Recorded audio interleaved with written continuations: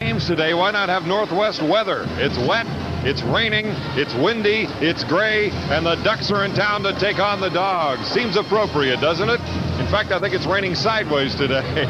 Hello, everybody. We're dry up here in the press box, all four of us. It's football by committee today. Coach Don James on the far right of me, Chuck Nelson, and with the Oregon Ducks, the voice of the Ducks, Todd McKim. And Todd, you've got a team with a lot of momentum right now. A big victory last week, Don, against Arizona State, a game they needed to have. Oregon traditionally... Don Poyer along with Todd McKim, Chuck Nelson, Coach Don James. The Oregon Ducks coming in with a 4-2 record to take on the 4-2 Washington Huskies. Oregon again coming off that big victory over Arizona State down in the Valley of the Sun. Coach Rich Brooks now in his 17th year. This is actually his 125th conference game as the head coach at Oregon, just a year behind Terry Donahue as far as the dean of the Pac-10. And the youngster, even though he's been a coach in the Pac-10 longer than anybody else in 20-some years, in his first year as the head man, Jim Lambright, now with that 4-2 record that we talked about. The series, it goes way back. This is the 87th time the Ducks and Huskies have gotten together. Rich Brooks against the University of Washington, and the last win, a lot of us remember, back in 1980, 34-10. And I think Don James, who's with us up here, probably feels a little bit safer than he did last year when he got blindsided accidentally on the sideline. You're safe this time, Don. You're up here with us. Yeah, it was a cheap shot. Career-ending injury. Yeah.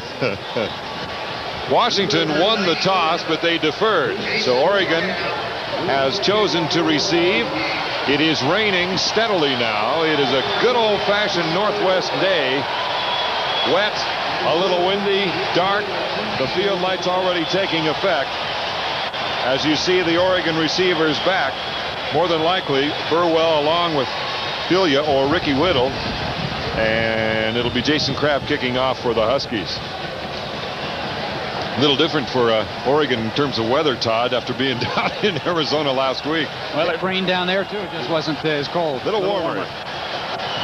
Here we go. Ball being held by a Husky. It'll be Whittle back in his own end zone.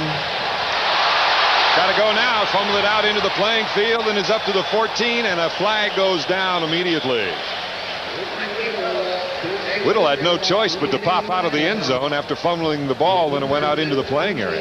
Down, you see where that flag was coming from right to left. You know, it was going out to the left. And, excellent hang time. 4-1-3 on that. Probably would have been a little better to stay in the end zone there. I think once the ball came off of his chest, he wasn't sure whether he could stay in the end zone. Huskies have had some good luck with those. Oregon slapped with a holding. It'll be first down. Ball is back halfway to the goal line, so they will start, it looks like, 1st and 10 from their own 7-yard line as Danny O'Neill, the leader in total offense, he's just having a banner year, the best any Oregon Duck has. In fact, he had a 4-game period there where he was better than anybody in the history of Oregon football, Todd, as you well know, covering the Ducks. Yeah, well, he's now had the best 6-game period than anybody's ever had. He's thrown for 1,800 yards, 300 a game.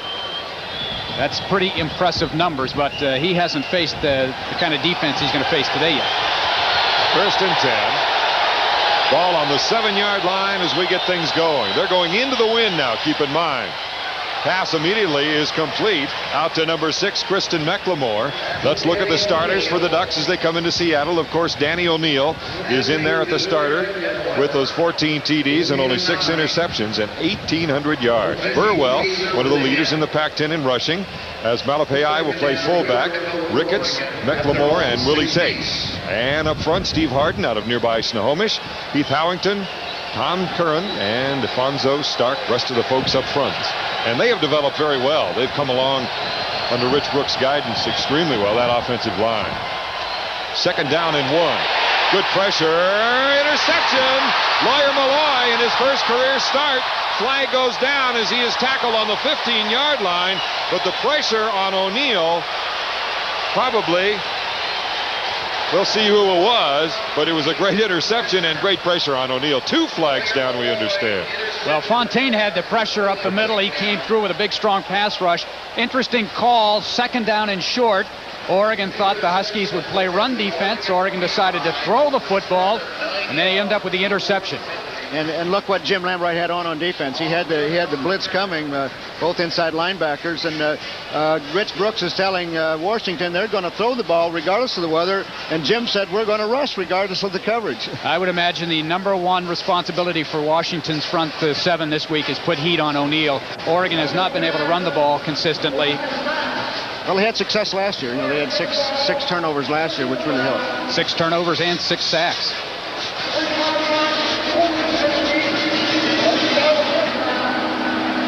Here the official explaining one of the 2 flags, or both of the 2 flags, both personal foul penalties on the Huskies. Field position very good originally, and then you march off 30 yards worth of penalties. From the 15. Well, it's from the point of the interception. Yeah, actually the point of infraction, or down back to the 50-yard line. One penalty was a dead ball foul. DeMarco Farr getting into it with Danny O'Neal, and an Oregon offensive lineman trying to protect Danny O'Neal well after the play is over. You get an interception, run it back inside the 20, and now you got a first down on your own, or on the 50. Once again, opportunities gone by. 1st and 10 with 2 receivers to the left. It's going to be Kaufman trying to get to the outside, and Oregon knows this offense as well as anybody.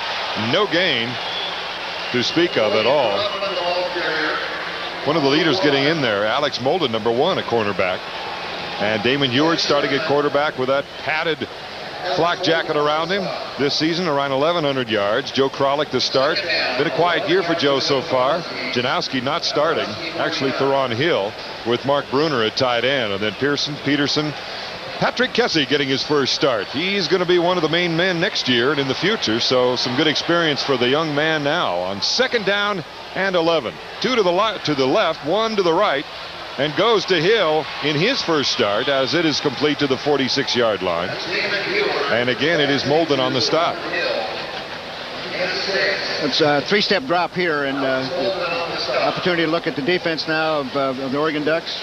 As you see, Gary Williams, he's actually here despite the ankle injury. Malapai and Romeo Bamison, he's also banged up with a sore shoulder. The rest of the linebackers, Ernest Jones, very good, has a number of sacks and TFLs. Dante Lewis back there, and Cota, the Pac-10 player of the week last week for his efforts against Arizona State. 3rd down and 5.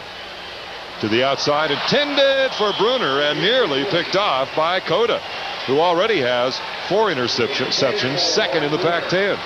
Well, this is what the pre-pressure look does to the quarterback. Damon thought he was going to get a blitz. He checked off, kept everybody in. You can see all these protection, and it's only a 4-man rush. So, and again, pretty good coverage out there by Chad Cota, a near interception. See any sense of soreness to the ribs? The pass a little off target, Don? Well, you know, he thought he was probably going to get a rush. He had a lot more time than he really thought he was going to get. Wardell back to punt. Now 5th in net punting are the Huskies. And it'll go into the end zone, as Brian Brown will not get a chance to return it. A punt of 45 yards. No return. The ball will go to the 20. Well, Oregon dodges a big bullet early thanks to the penalties against Washington and then the defense. But when you throw an interception deep in your own territory on the first series and the opposing team gets no points out of it, you got to feel a lot better.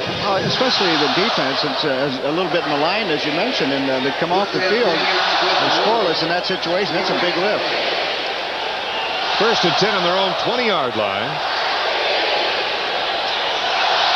As Oregon will again start with 2 receivers to the right, 1 to the left. They'll keep it on the ground with Burwell. Pretty good first down yardage up to the 24-yard line. Steve Springstead in there on the tackle. Defensively for the Dogs, as you see Mr. Butler in there as well. Fontaine with the pressure on O'Neal earlier. Trevor Highfield at the nose tackle, and DeMarco Farr. And the linebackers, Devers, his first start, along with Richie Chambers out of Lake Stevens. Springstead and Hillary Butler, the anchor. Lawyer Malloy, his first start, now at free safety. Lewis Jones, those two really playing well as their backups, the Moore Lions and David Kilpatrick. Ball is still complete to Detweiler. First down up to the 40. Gets away from Lawyer Milloy. Finally down at the 47-yard line. And a flag down back on the line of scrimmage. And O'Neal is down on his knees and, well, back to his feet, but may have taken a shot. Well, you're right. He's taken 2 shots already. 4 offensive plays for Oregon, and Danny O'Neal's taken 2 big shots. He can't do that every other play. Lewis Jones off the backside, and he was throwing out to another receiver. Oregon got a break there, and that's just a terrible call. I agree with you. That's one of the worst I've ever seen. I can't believe that you could call Lewis Jones. Oh, that's what they got him for, the extra little bit, maybe spinning him around. But the initial contact, there was nothing wrong with it. I still can't believe it. When you've got a quarterback wrapped up, there's no rule that says you can't take him down. And when you have made contact and you've got your face in under the guy's chin, you don't know where the ball has gone. You don't know if he's thrown it or not. Huskies penalties once again. Well, penalties are one thing, but when you get a bad call, it's bad enough that you've caused it. But that's incredible there. First and 10. O'Neal looking to the right all the way and wants to go deep into the wind. Lewis Jones there defending. Interception. Russell Hairston as the intended receiver. Detweiler was not able to hold down. It bounced around in right place, right time. Have you seen a wilder start? No. This is incredible. Well, that ball could have been initially intercepted because it hung up in the air, but because the receiver knew where the ball was, McLemore has a chance to make the catch on the comeback. He's got it. It hits his shoulder pad, and great reaction by Hairston. Yeah, most receivers will make that catch. The ball's also a little wet today. You just don't. We talked about. Well, look at our camera. It's wet talk already, about too. coverage too. But get around the football, and good things will happen to you. So it's first and 10. I correct myself. That was McLemore, not Detweiler on that deep pass route. Kaufman hops it through into the secondary. First down up to the 19-yard line. It looked like the Ducks may have been offside. I guess they got back, but that's what the Huskies have to do every week against every team. They have to be able to run inside. Any team has to. But the lead block by Matt Jones inside on Asher. Napoleon Kaufman hits the hole, follows Matt Jones up and inside. Nice way to get off of your own goal line. First down yardage. Jeff Sherman with the tackle. Oregon in rushing defense, 5th in the conference, allowing just over 105 yards. Hill in motion on first and 10 from the 19. Banging up in the backfield. And that play had trouble written on it from the beginning. That's another busted play in the backfield. Again, the coaches will sort that out when they grade the film. But Jeremy Asher's having a great year. He was a highly recruited player. Very highly, one of those prized recruits out of the Portland area. He's got to get away from Matt Jones most of the day and try to find Kaufman. That's a tough assignment because with Kaufman's speed, if you don't get off that inside linebacker right away, he's by you and he's gone. You have to play your leverage. You have to force the play back into your team. And Napoleon got outside on Jeremy that last time. Gary Williams with some nice penetration from the defensive tackle spot on the last play. Second down and 9 with a single receiver to the right. Kaufman again trying to go off left tackle. Keeps his feet very nicely as he gets up to the 26-yard line. Jeff Sherman again, the free safety.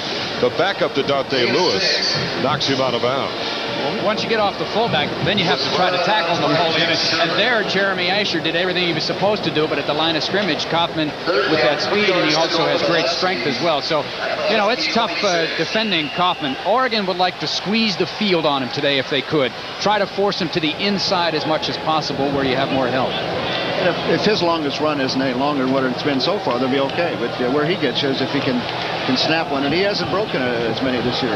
His longest all year at 26 yards. It's third down and 3. Kaufman, little spin move, and he won't get it.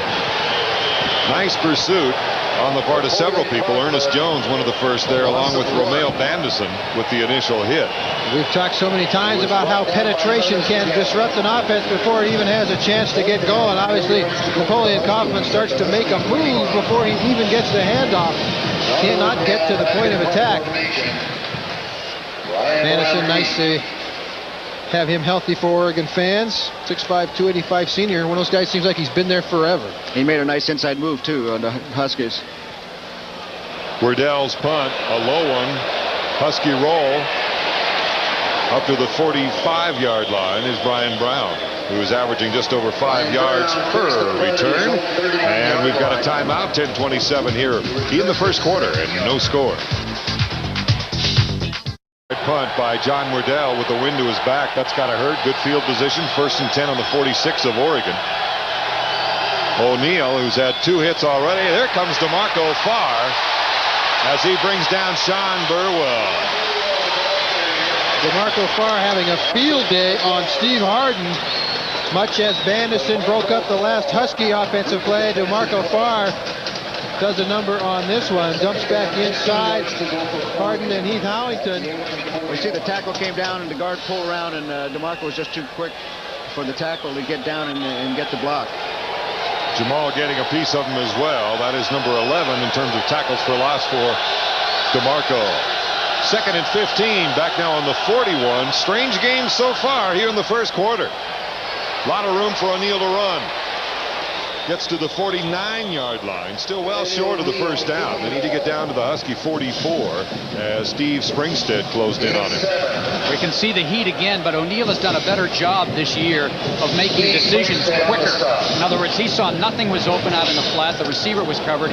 Saw a lane. And get upfield as fast as you can because you want to make some positive yardage.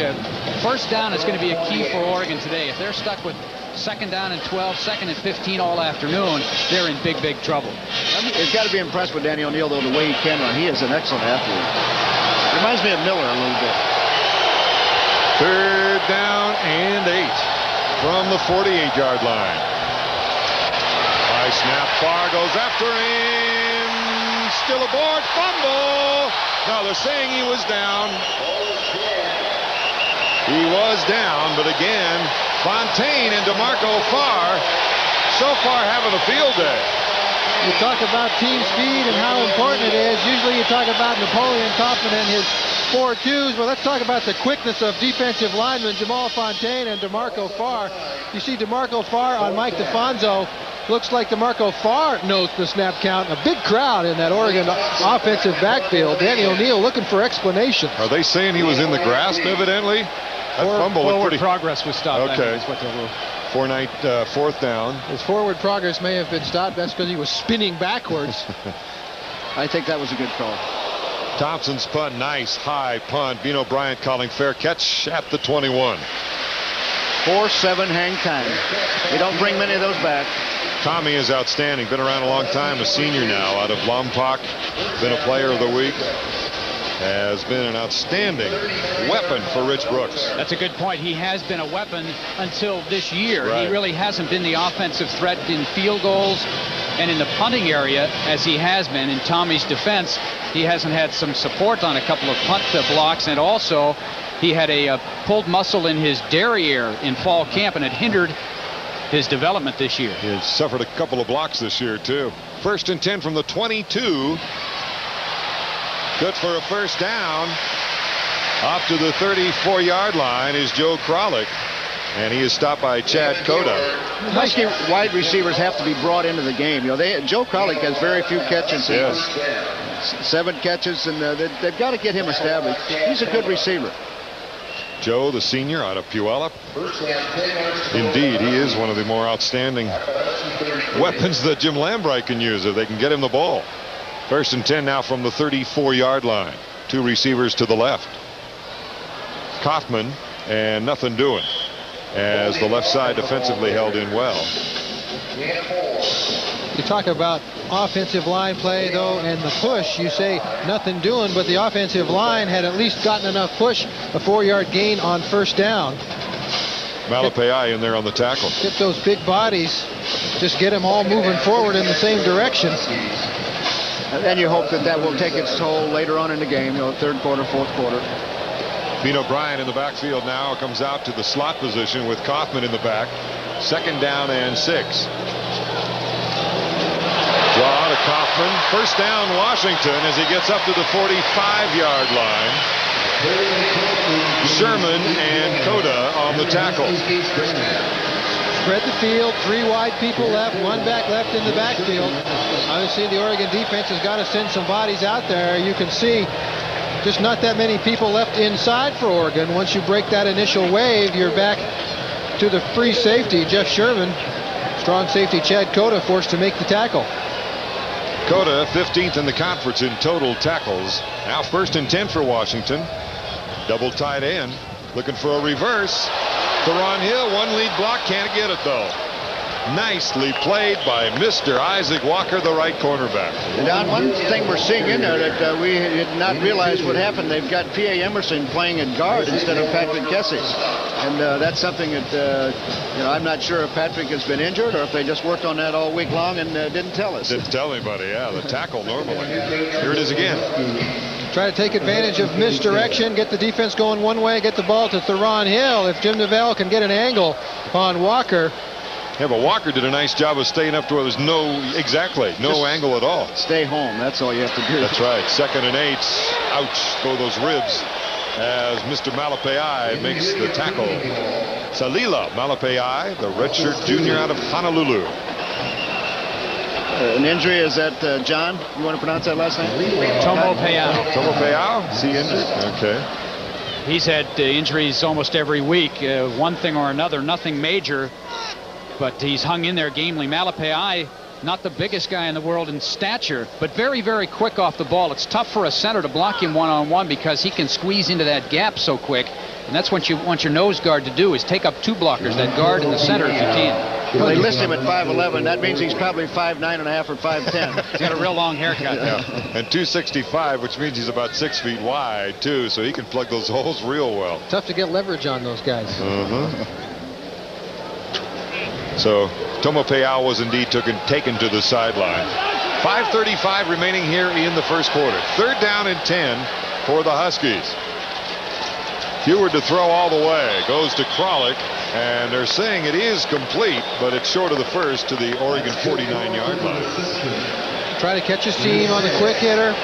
Asher on the stop. Ball not thrown far enough for a first down, but you're hoping that the receiver has enough of a seam just to pick up first down yardage.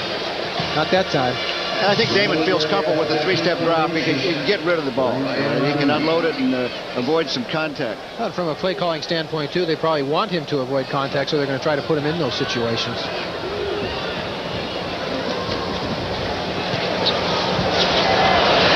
Punt again low. And a roll right. Oh! Brown, check that.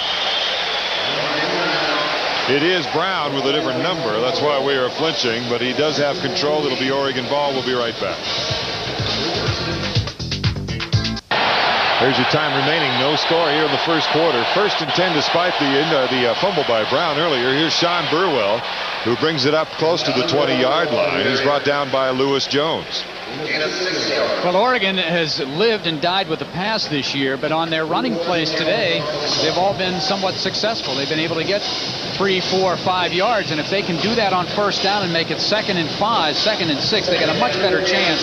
Burwell leads Oregon in rushing this year, 300 net yards. He's not having a banner year, but he was bothered by an ankle injury, missed a couple of games, and so he's just now rounding into shape a little bit. 2nd down and 4, got what Oregon needed. On those 6, bad snap. O'Neal fighting for his life now. Down he goes as Devers finds him. Demetrius in his first start as a Husky. Little unusual to run the shotgun on 2nd and 5 from your own 20. Oregon has worked on the shotgun the last 2 weeks, but you can see Danny O'Neal had no chance there. That play was busted on the snap.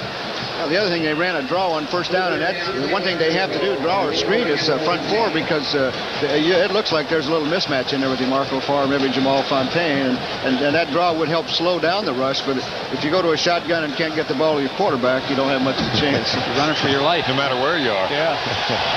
3rd sack for Devers this year. 3rd down and 11 after being 2nd and 4. Pressure again, cross the middle. Incomplete. As they went to Ricketts. And Josh Moore out there defending, and the Huskies hold. It's going to be one of those games. Feels like about a 17-10 kind of contest here in the first quarter. Well, the Husky defense has a lot of respect for that offense. And they should. And they feel good about the way they played so far. Now here comes the scary moment for Oregon, the punting. Washington traditionally has blocked punts, returned punts. You know, with all the emphasis this week, I'm sure Oregon put on protecting Thompson. That might set up a return because you don't have the tendency to get downfield as fast. If he can get it up there 4-7, he'll be okay. He did last time. Beano Bryant back waiting. One more touchdown on a punt return, and he sets a Pac-10 record. Not on this one. Nice high punt. He's going to go for it. Trying to find the seam, trying to find the fence, and it isn't there. Michael Allison, the guy that snaps on the punts, down there. They had great position. And what was the hang time? 4-3-4. Yeah, well, there you go. And that makes it all happen. And then you have a negative return. So Beano going the wrong way in his quest to catch Oregon's Terry Obie for the all-time Pac-10 record for return yardage. Akaika Malloy needs to hit his man a little bit upfield to give Beano a little bit more comfort zone back there. 3:06 left in the first quarter. 1st and 10 on the 37-yard line. A wide receiver to each side. Laying it off. Ooh. Hoffman.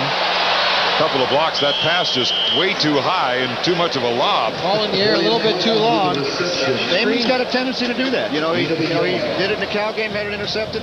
He's got to get it there firmly. And another injury. Malapei, the nose tackle, who was involved in the hit.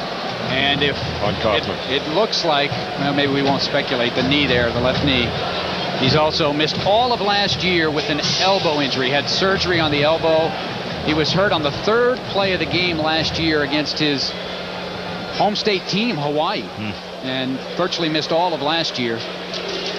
And they're not real deep in that defensive line. Vandison with a bad shoulder, Williams a bad ankle. They've missed time, and now see if we can see what happened to Tomo Peau. Ow! His own man. Man got him. Kind of whiplashed him. Rich has done a good job of recruiting in Hawaii. There are a lot of players from Honolulu. Well, everybody on his staff wants to go over there and recruit. That's the reason. Well, Jim Lambright had the area for me, and now I hear that Jim's going to keep Hawaii as a recruiting area. Well, you've already got 3 condos over there. You need to use them.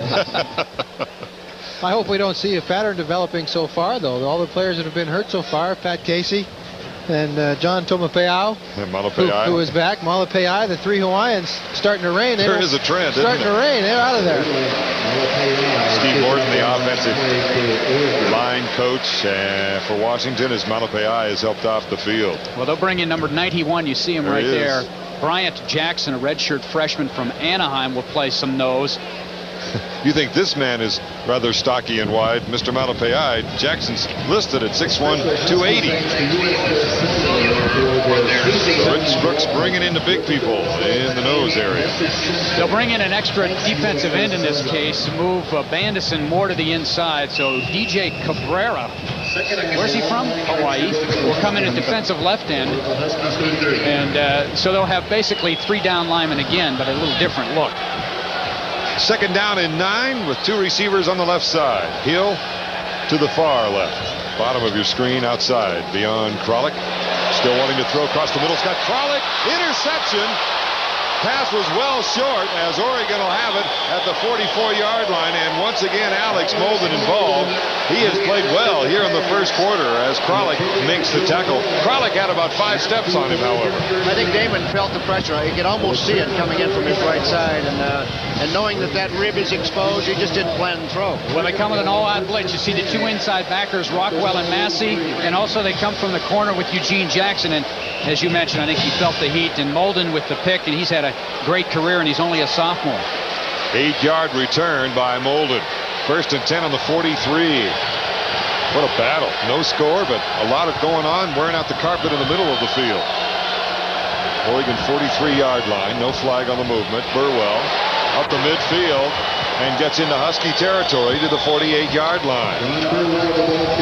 DeMarco Farr that time lined up over right guard Mike DeFonso, slants down inside, and Burwell goes through the gap left open.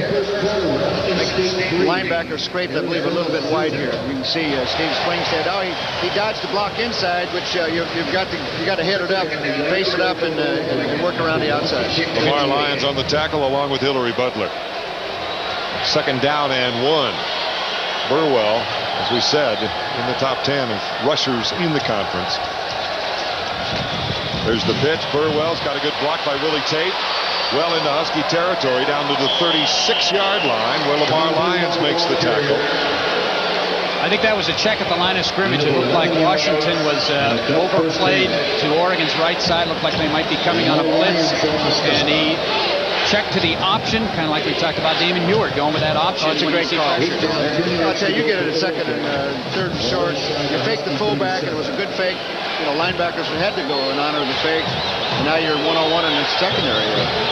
Great call there, Buddy Douglas. Oregon #1 in total offense in the Pac-10.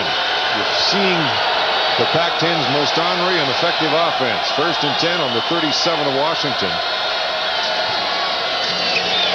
Burwell again breaks the tackle nicely on Justin Thomas and gets down to the 32-yard line, where Richie Chambers, the other new starter, makes the play after a 4-yard gain. Well, if you came into this game and said Oregon would have success running the football, they would be ecstatic against one of the best defenses in the country against the rush, and going against what Oregon has used all year long, and Burwell averaging 5 yards a pop. That's just the gravy for Oregon right now. Good plan, too. They double-team DeMarco. They're not going to single-block him on a running game. He's #7 in the conference in rushing now. 2nd down and 6. See, they trap. You know, let him upfield, then trap him, draw him. You know, they're doing a good job on DeMarco. They've got a game plan for him. Justin Thomas, #5, the sophomore out of Ferris High School in Spokane. Somebody you like, I know, Don, as far as his potential. Yeah, he's a lot like Steve Hoffman. He's tall, slender, and it's a shame that Steve is injured and out for the season, but they're a lot like that. You know, each day they stay in the program and get stronger, the better they'll be. They're fine athletes. 3rd down and 5. Big play for the Ducks here. Pressure, they lay it off in time. Great catch by Burwell. Has the 1st down and much, much more as he is at the 19-yard line of Washington. What a job by O'Neal to get it away. Maybe he didn't even see the rush coming on. Well, he did it with a quick count, too, before the Washington Huskies were set. And you can see what Burwell does for you. He's been running the ball. He has great soft hands here. And he got a tremendous lead block by #33, Malapai. I don't know if we'll see it at the end. Right there yes. On Reeser to kick him out. And David Kilpatrick's in the flat, and David had to turn that thing back in to his teammates, and he let it get outside. And the first quarter has come to an end as Sean Burwell and the Ducks are threatening. Oregon with 67 total yards to Washington's 54 here in the first 15 minutes. Engineering a pretty fair offensive drive that started fairly deep in Husky territory. An Oregon team that has started very well in games this year, outscored their opponents 68-7 in the first quarter. The Huskies have to feel good. They're at least hanging with Oregon, given the way things have gone earlier. Somebody using that tobacco again, chewing stuff, staining the carpet, or what? I wonder if maybe that was blood. It could have been. Yeah. Could very I don't know well what else they would try to clean up during the game. Here you see the rushing so far. Very, very close passing yardage, and total with the turnovers, 2 interceptions for O'Neal, 1, as you see, and then the penalty. 1st and 10 on the 19-yard line for the Oregon Ducks. 2 receivers to the right side. Burwell is the tailback. Here comes the heat, going to the corner. Incomplete. Well played. Was that David Kilpatrick? Yes, indeed it was. They had him. Great recovery by David. They had him beat, and that looked like that was going to be 6. That's the famed corner out from the twin set. Inside receiver goes out, and it's a tough one to cover.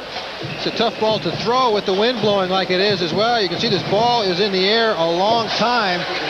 Going forward, going backward, you get down field level in this stadium, and the ball is going to swirl. The wind is going to swirl the ball. Kilpatrick, great comeback. 2nd and 10, Burwell cuts inside the 15-yard line. Host of Huskies in there on the hit. Reggie Reeser, the initial hit. I'll tell you, McLemore would have come back for that ball a little more. He might have had 6. Well, that's twice that he's had an opportunity to come back and make the catch and was unable to make it. He's made some spectacular catches this year. The one against USC was just unbelievable, and he has that kind of ability, but again, here's a guy that hasn't played much. He's getting game experience now. There's McLemore, 3rd down and 4 from the 13-yard line. Got to get into the 9 for a 1st and goal situation. O'Neal across the middle, has Tate, has the 1st down, 1st and goal at the 5. He is brought down by Lamar Lyons. Yeah, we haven't heard from Willie Tate until now. So you needed to have a big play on a third down. That's a good point.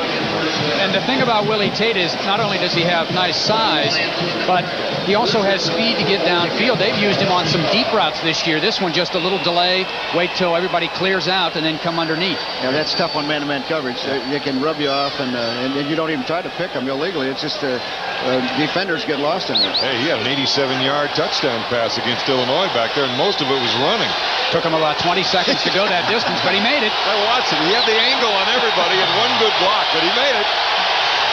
First and goal from the 5. Power formation by the Ducks. They give it to the fullback, Malepeai, and not much there at all for Hulo Malepeai, the freshman out of Honolulu, who's really in there for Juan Shedrick, the injured fullback, right, Todd?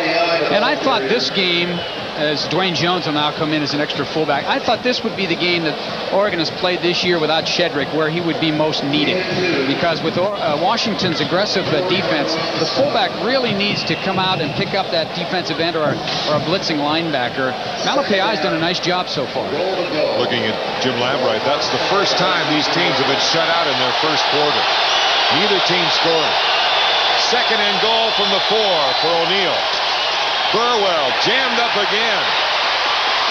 Lewis Jones, Lamar Lyons, David Kilpatrick, Hillary Butler, and Richie Chambers on the bottom of the pile.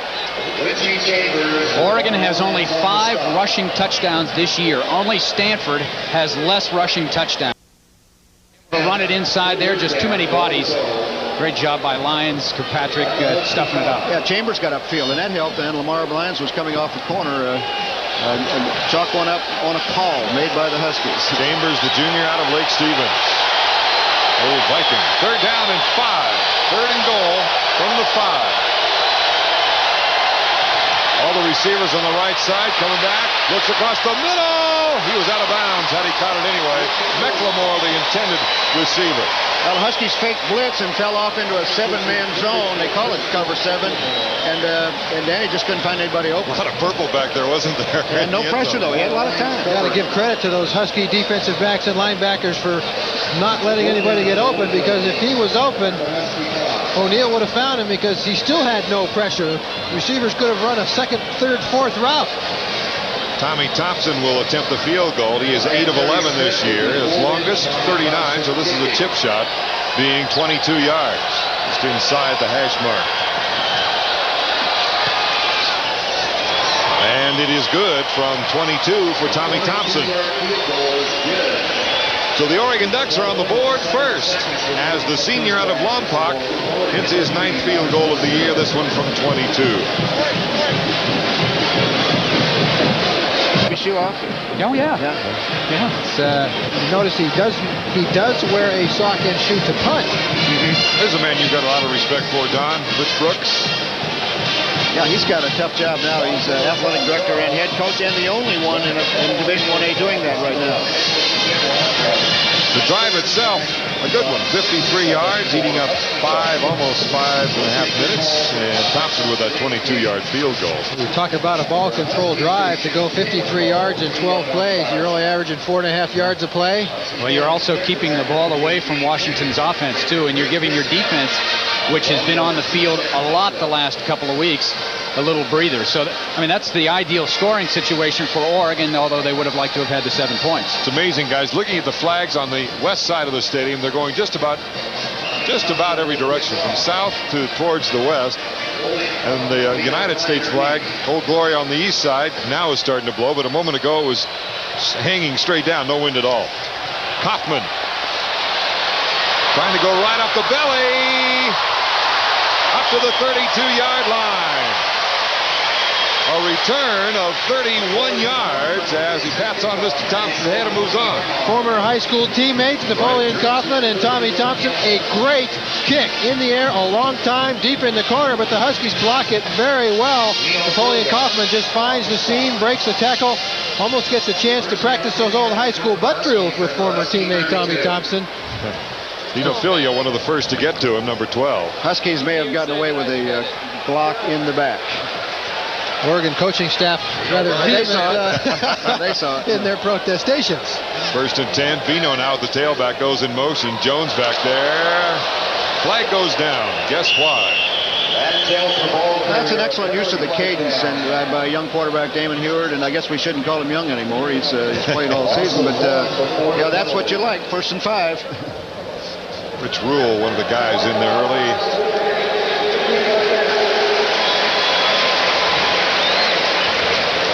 Rich Brooks, 17th year. Kind of like you, Don, in the fact that he really gives a lot of responsibility to his assistants, right? Oh, yeah. Rich is a hands-on guy, though. I think he stays very close to the offense and defense, and especially the kicking game. Manage those middle managers. 1st and 5, as Don pointed out a moment ago, on the 37-yard line. Play action. Rolling it out. And Ernie Conwell has the 1st down to the 49-yard line. And again, it was Molden on the play. Well, Huard gets up a little slow. He took a hit from Ernest Jones, and you know, even on the waggle play here, you're trying to get him away from pressure, and Jones was there. You want, if you're Washington fans, you don't want Huard to get hit at all on that play. They call that boot naked sometimes. I don't think Damon wants to see too many of those today. Ernie Conwell, with only 4 catches coming in, but averaging almost 28 yards per. Don't go often, but when he does, he goes all the way. Vino, and he's going to be brought down real early by number 48, Rich Rule. Beautiful job of getting into the backfield. That's the gaps play, backside guard and tackle. You can see Peterson and Pearson pulling, but a linebacker got up inside. So back it up to 2nd down and 14. Not a good way to get much done on 1st down with Rich Rule getting in there if you're a Husky fan. Seems like all season long the timing on those type of plays has been off for Washington. The running back slightly ahead of the running backs, screen plays like that, things just not timed up right. Well, you've got to get a tight end or someone down in that linebacker. I see Pat Kessie is back in now. 2 tight ends again. They'll go to the short side. Sore ribs and all, short of the 1st down, and brought down by Sherman is Damon Huard. Well, again, that's the checkoff there. That's not called above, but that's you know, you've got a bad play called. You go to your left, you check off to the right. There's not as many people over there. Really well blocked, and again, the Ducks are going to cover the tailback on this play and make Damon run it. That is exactly what they want to do. They're going to let Huard carry the ball and hopefully get a good lick on him. They're not going to let Kaufman get that pitch. That's exactly what you said, Don, going in, was if he does run or go with the option, it'll be a checkoff. 3rd down and 4. Frolic in motion. Oh, got to get it on him. There's a penalty. Play goes down back by the quarterback. Once again, though, the play is there and throw not there. Joe Frolic opens for 1st down yardage. Damon has been short-arming everything, kind of afraid to expose himself. Holding penalty on Washington makes the incompletion moot. Yeah, it wouldn't have mattered. I'm sure the Ducks will turn this down. I want to give that offense another 3rd down chance. Indeed, 4th down for Jim Lambright's Washington offense. And John Wardell's going to have to punt into the wind this time, depending on the very moment when he punts. Well, John needs to kick a little better. He hit 2 the 1st quarter. Very, very average hang time and distance. And John can help his football team with a good corner kick here. He's had 6 inside the 11-yard line this year. Had another one against UCLA last week. He's got a chance to do it again as Brown is back to receive. Oregon's only got 10 men on the field, and that's running one in late. That's what injuries will do that to you. Yeah. Not this time. Leif Johnson giving chase, number 34, but couldn't pick it up in time. Let's take a timeout. 9:44 remaining here, 2nd quarter. Carries, and he may not even have made it back to the line of scrimmage as Hillary Butler was in there. No gain on the play. DeMarco far upfield again, and that's, you know, that's the philosophy of the Husky defense, is just attack. You know, when the ball is snapped, you get upfield.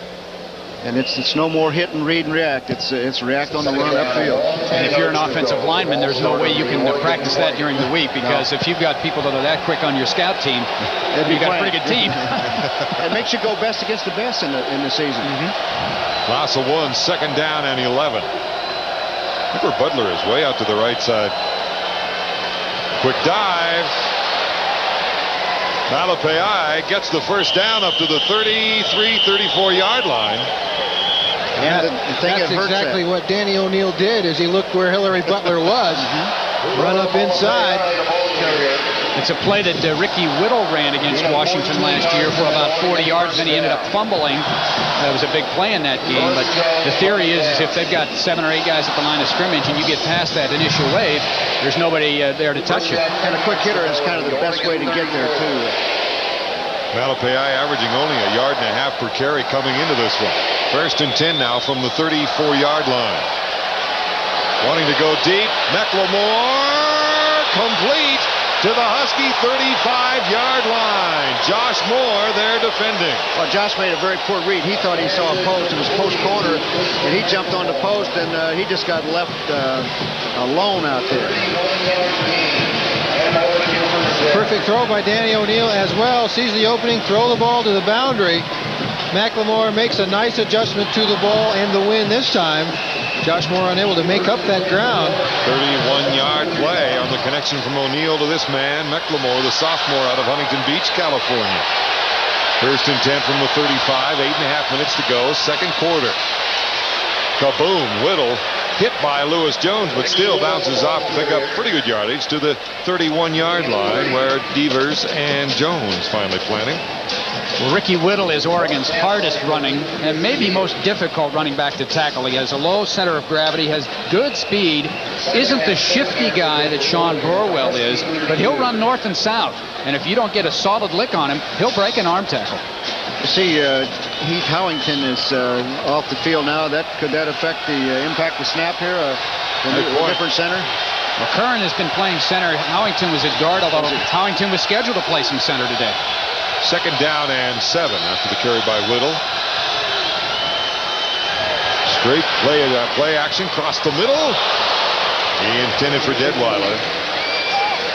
Same pass play that we saw a year ago against Washington, and the same result. Detweiler was open over the middle, and O'Neil a little bit overthrown. Getting back to Howington, Coach, 2 years ago up here, Heath Howington had a rather rude introduction to college football. As a redshirt freshman, he had to go nose-to-nose with Steve Entman. Even made Sports Illustrated, if I remember correctly. That maybe is a catchable ball by Detweiler there. And what a way to have to spend an afternoon. He spent about 5 afternoons. Well, think of the backup center for the Washington State Cougars going against Rob Waldrop today, Arizona. Steve Wolf down with injuries, maybe for his career at Washington State. 3rd down and 7. Willie Tate in the slot to the left side, receivers to both sides. Here comes the pressure, and complete. McLemore, Reggie Reeser defending, and he's got the 1st down. Oregon has an offense this year that you can't just key on one guy and figure to stop them. They have 3 outstanding wideouts, Burwell, and a tight end. And so now you have in that passing game to defend 4 or 5 players instead of trying to double cover a couple. And you see Kristen McLemore, obviously today, for some reason, he's the go-to guy. Well, they're playing a little more zone now. The Huskies have gotten away from the blitz. They've gotten burned a few times, and again, Danny did a great job against the zone. 1st and 10, 2 receivers to the right, Detweiler to the left, or short side, flag down on the pitch to Whittle. Nice block, nice job of jamming it by Lewis Jones, as he is eventually brought down by Butler. Whittle, by the way, 1 fumble, but he didn't lose it. That's not bad for a running back of his, well, he's carried only 30 times coming into the game, but it's still not too bad. In fact, he didn't fumble that as a running back. He fumbled it as a kickoff man last week against ASU on the first kickoff of the 2nd half. That was a great way to start the 2nd half, wasn't it? It was deja vu all over again. Offsides on Lambright's Huskies. We're a little sensitive about fumbles here after the UCLA game in the 1st quarter last week. Well, both of these teams have been victimized in their losses with turnovers. Washington, obviously, the last 2 weeks with 12 turnovers. Oregon turned the ball over 6 out of its last 7 possessions against Southern California. And they were in a position to win that football game, 14-13 at the half. So you got to hold on to the ball. And today we've had turnovers already. 12 of the last 2 games, as you pointed out, on Washington. 1st and 5 from the 17. Going for the corner. Reggie Reeser's got a pick. And he'll sit down. Thank you very much, Danny O'Neill. Danny probably should not have thrown that one, even though he had a lot of pressure. Miscommunications on the route with the receiver and the quarterback. Again, a big turnover for the Husky defense. The Husky offense has got to get on track and do something. Maybe he was trying to throw it away. I'm not sure. I think maybe he was just trying to get it out of the end zone.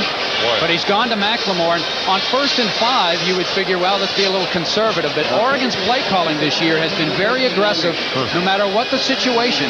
They're telling the other defenses, hey, we're going to throw deep on you no matter where we are. Here, it backfires. Reggie's second interception this year. That is the 3rd pick on O'Neill today. 1st and 10 from the 20-yard line. 3 turnovers now on Oregon. Heward still in the quarterback. Bino Bryant slides out to the left side, trying to get around the corner. And close to a first down gain of about 7 yards, where finally Cota forces him OB.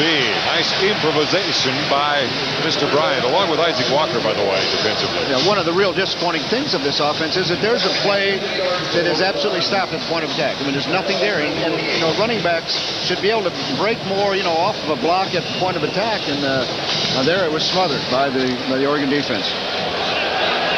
Good situation for the Dogs. 2nd down and 2 from the 28. B.A. Emerson moving early. So now it's not 2nd and 2 down. Second Back and it up. 7. As you said, playing at right guard today for some time.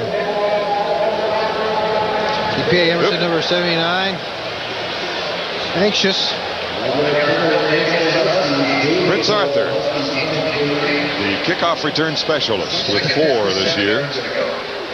He's even got an average, 12 yards per carry. Is he nationally ranked? I looked in the Pac-10 standings just to make sure that he wasn't there. Yards per pound.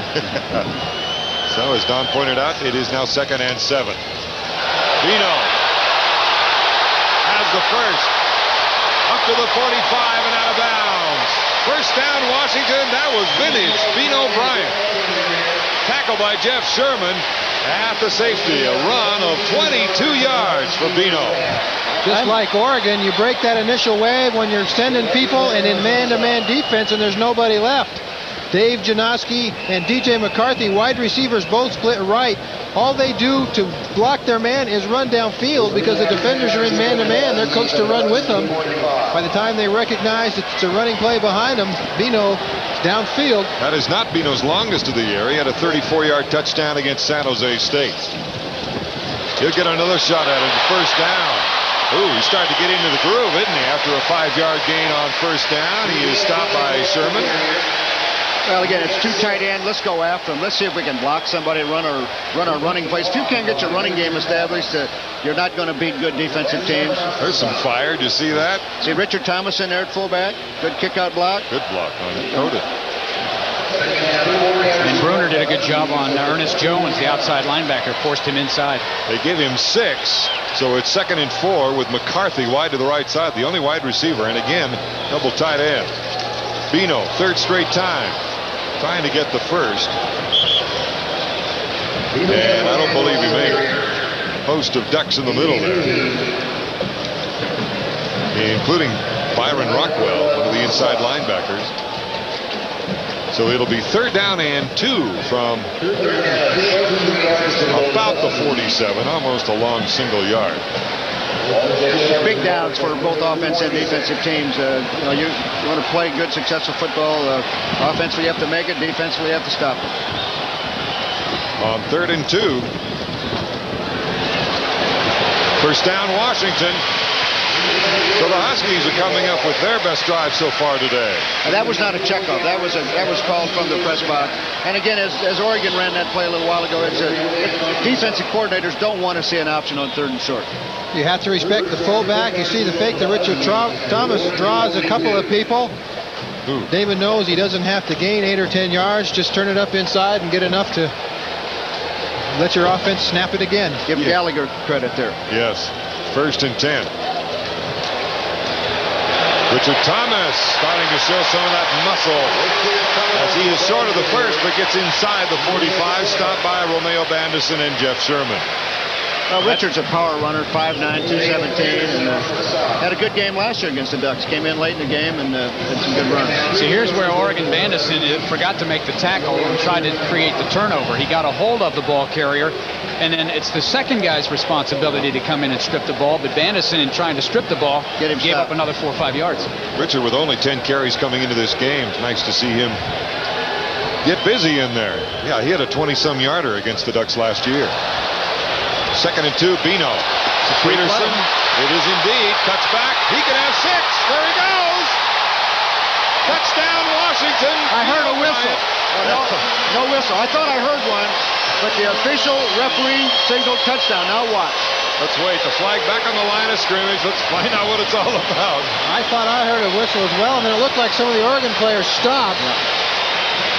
You don't stop the play on defense with people offside. It is indeed a touchdown, and Bino Bryant is feeling the days of old right now. Well, his second touchdown of the year, both long plays, 34 on the last one, 35 on this one. Richard Thomas, a great cutout block. Andy Peterson downfield, and then Bino just sees nobody back in the middle and makes a vintage cut. Jeff Sherman, number 32, playing with a broken hand, was unable to wrap him up. First time we've seen this young man, Travis Hansen, on the field, who will go for the extra point. Travis 16 of 17 this year. Eric Bjornsson holds. And the Huskies are on the board with 7 points and the lead at 7-3. 3:42 remaining here in the first half. Not a lot of points, but plenty of hitting and a typical Duck Dog game. I think maybe they heard a whistle that we heard up here, but an excellent block play and an excellent cut by Bino Bryant.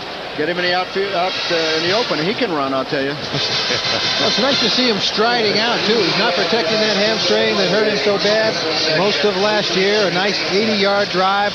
So again, 2 tight ends just come out and say, hey, our up front guys are bigger and better than your up front guys.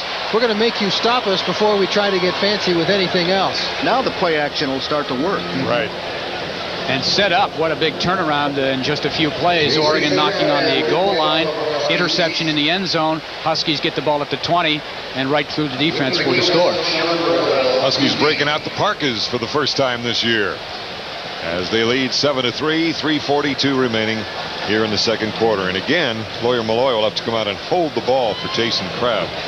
Little gusty down there on the carpet. That's the longest Husky run, by the way, of the season. As you see Sean Burwell waiting, he is one of the leaders in kickoff return. Number 2 in the Pac-10, and he won't get a chance. If you're going to hit one that low, you better make sure nobody catches it. 3-1-3 on the hang time. PA would have had it. He's 6'6". He could have caught it on the way by. He could have stopped it. You talk about it being the longest run for the Huskies. That's also been Oregon's bugaboo this year, is they've played pretty good defense, maybe 60, 65 plays in a game, and then they have 7 atrocious plays. That one there, you give up, not a cheap touchdown because that was well blocked, but you give up a long touchdown, and that's been Oregon's nemesis. There were not a lot of guys around the ball. No. 1st and 10 for the Ducks now as they trail for the first time, 7-3. Flags on the line. Movement again. Is it Mr. Stark? There have been a lot of antsy offensive linemen this year in the Pac-10. I don't know if you guys have noticed or not, but every game it seems. So our crack staff did a little researching, and last year, 1992, there were 5 teams in the league that averaged less than 60 yards in penalties per game. This year, there's nobody under 60 yards penalties. So everybody is worse in that category. But you know what? Those are all those celebration penalties. Well, some of that too, but a lot of illegal procedure penalties this year. You must have watched the Washington Cal game. Cal must have moved 10 times. Pass complete to Detweiler at the 20. Gets him back to at least 10 yards to make the first down. And Russell Hairston there defensively. The other thing is, we mentioned that a lot of defenses in our league have 11 men up, pressuring, they're shifting, and the defense has to call signals too. So the offensive guys pick up those sounds. And if you say, okay, we're going to get a first down, the defensive guy yells move, your offensive guys are going to jump. Detweiler, number 4 in receiving in the Pac-10, playing with a bad wheel, sore ankle. It is 2nd and 10 after his last reception. Tate and McLemore to the right side. Detweiler to the left. They stay inside. Malapai, and so does Richie Chambers. And a couple of other Huskies. Trevor Highfield and Steve Springstead, along with Justin Thomas. The other thing, Don, that late shift that we just saw created a total new blocking scheme for the Oregon offense, and it's really tough, you know. And then now the offensive linemen for Oregon, they don't know if O'Neill's going to even check off. So you got the snap count to worry about, the shift, the play, and I'll tell you, it's the hardest place to play in the offensive line in college football. And that's why a lot of us didn't play it. Fortunately, I wasn't big enough. That's not why I didn't play it. Golden foot down there. 3rd down and 9. O'Neill. Across the middle. Nice catch by Detweiler. Looks like he's got the first. Needed to get across the 30. As Reggie Reeser was defending him. Nice gutsy play by Detweiler, the senior out of San Diego. Does two things. One, it keeps the drive alive, and it also keeps the ball away from Washington again. They would have had about 3 minutes on offense maybe to get another score. And remember last year, a big block punt near the end of the first half took all the air out of Oregon's balloon in that position. Right. Detweiler again with the reception. First down, Burwell. Not much there as DeMarco Farr is one of the first ones there, along with Hillary Butler. A couple guys were not blocked. This was what we didn't see, Don, against UCLA, though, was the domination of Fontaine and Farr on the outside, or at least stirring things up. They really struggled against those tackles at UCLA. Hey, you saw that number of players in the NFL UCLA was leading? Yeah. They get pretty good talent down there. They are. UCLA first in the nation now, I think, or close to it. What are they, 37 players out there now? 3 of the top 4 are Pac-10 teams in terms of NFL Huskies aren't chopped liver, are they, Charles? Huskies at number 4. 2nd down and 10. Across the middle, get it to the fullback, Malapai, and he is met by Springstead. Short gain, only to the 35, let's call it the 37-yard line. And now the Huskies want to take a timeout. Their confidence on 3rd down that they can stop Oregon and get the ball back or force them into a punt. Maybe they can block it. Wednesday evening, 7 o'clock. Be sure to join host Tom Glasgow along with Dave Crosby, Art Thiel, and Steve Rudman as they discuss the latest hot topics circulating around the Northwest sports scene on Sports Beat. That's Wednesday, 7 o'clock live on Prime Sports Northwest. For the time out of the field, I'm Don Poyer. We've got Todd McKim, the voice of the Oregon Ducks. We got Coach Don James. We've got Chuck Nelson.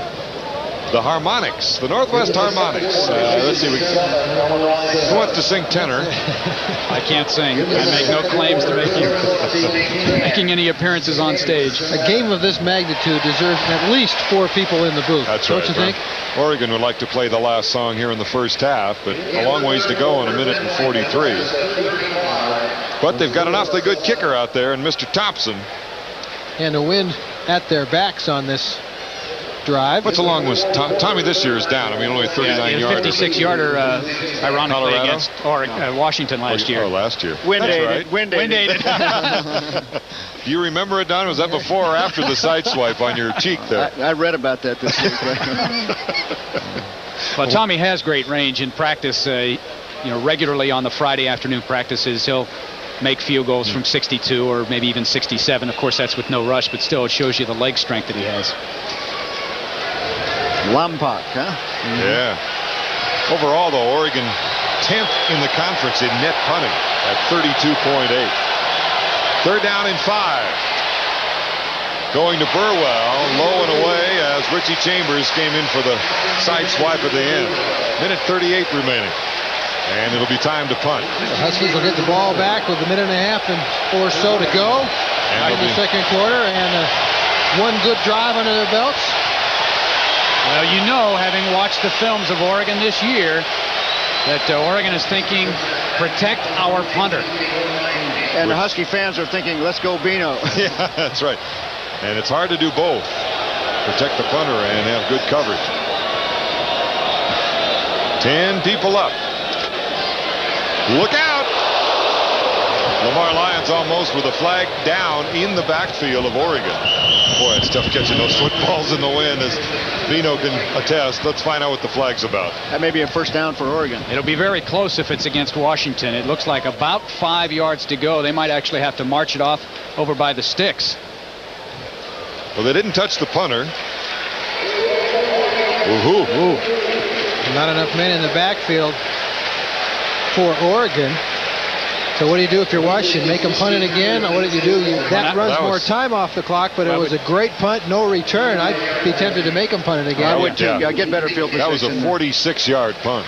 Although that wind is blowing pretty good, that American flag is coming off the lake. 197, Tommy got that off. Anything under 2 seconds is exceptional, and it's a good thing he did because there was pressure. I was going to say, if you're Washington and decide to come after Thompson now, even if you run into him, you won't give Oregon a first down. If you rough him, you do. Yeah. So there's a little more leeway there for your rush.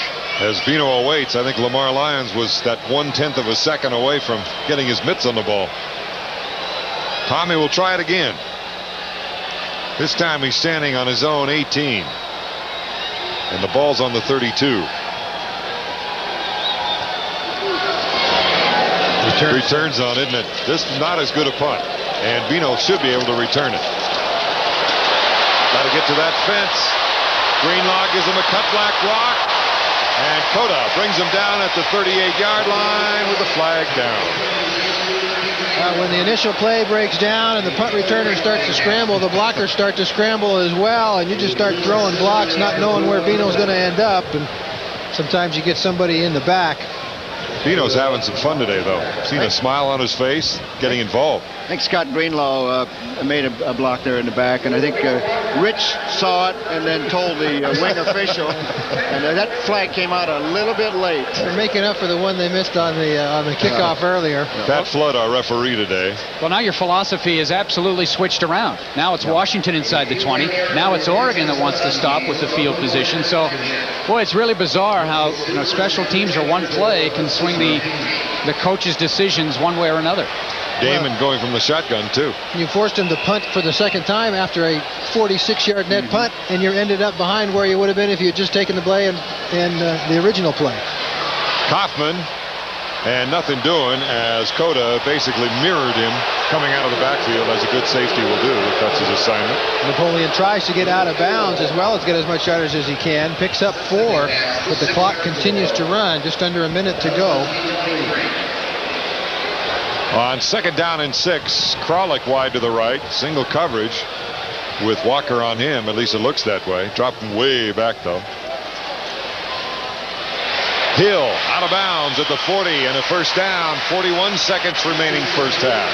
Oregon, knowing Washington has a long way to go, doesn't want to give up the big play, playing soft in the zone. Theron Hill does a good job of finding a hole against that sideline. Damon Huard does a good job of finding Theron Hill. Take what they'll give you. 41 seconds. Huskies need about 30 more yards to get into field goal range. That play was good for 17, so a couple more. You got plenty of time. Plenty of time. They're going to give you that much range. Looks left again. Got to get away from the pressure. Napoleon gets away from the cornerback. Let's see where they mark it. By golly, he got the first down, and he is into the Oregon part of the field at the 47-yard line. Clock stopped with 34 seconds remaining. Did you see how quick that first step was? Damon Huard says, I know he's faster than I am. Watch this right there. Jackson. Woo. Well, and poor tackling, because the last thing you want him to do is run outside. You'd like to tackle him outside in. Well, if you're Eugene Jackson right here, because you've got help on the inside to get the out of bounds, stop the clock at the outside. And you know you've got to break down when you get up to him. Easier said than done. On the 47 of Oregon, 1st and 10, 34 seconds to work with.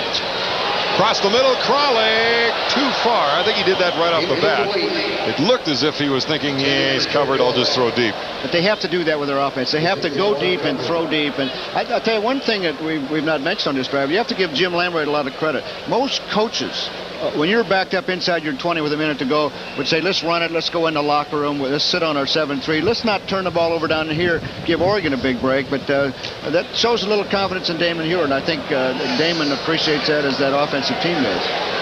2nd down and 10, 28 seconds remaining. First half.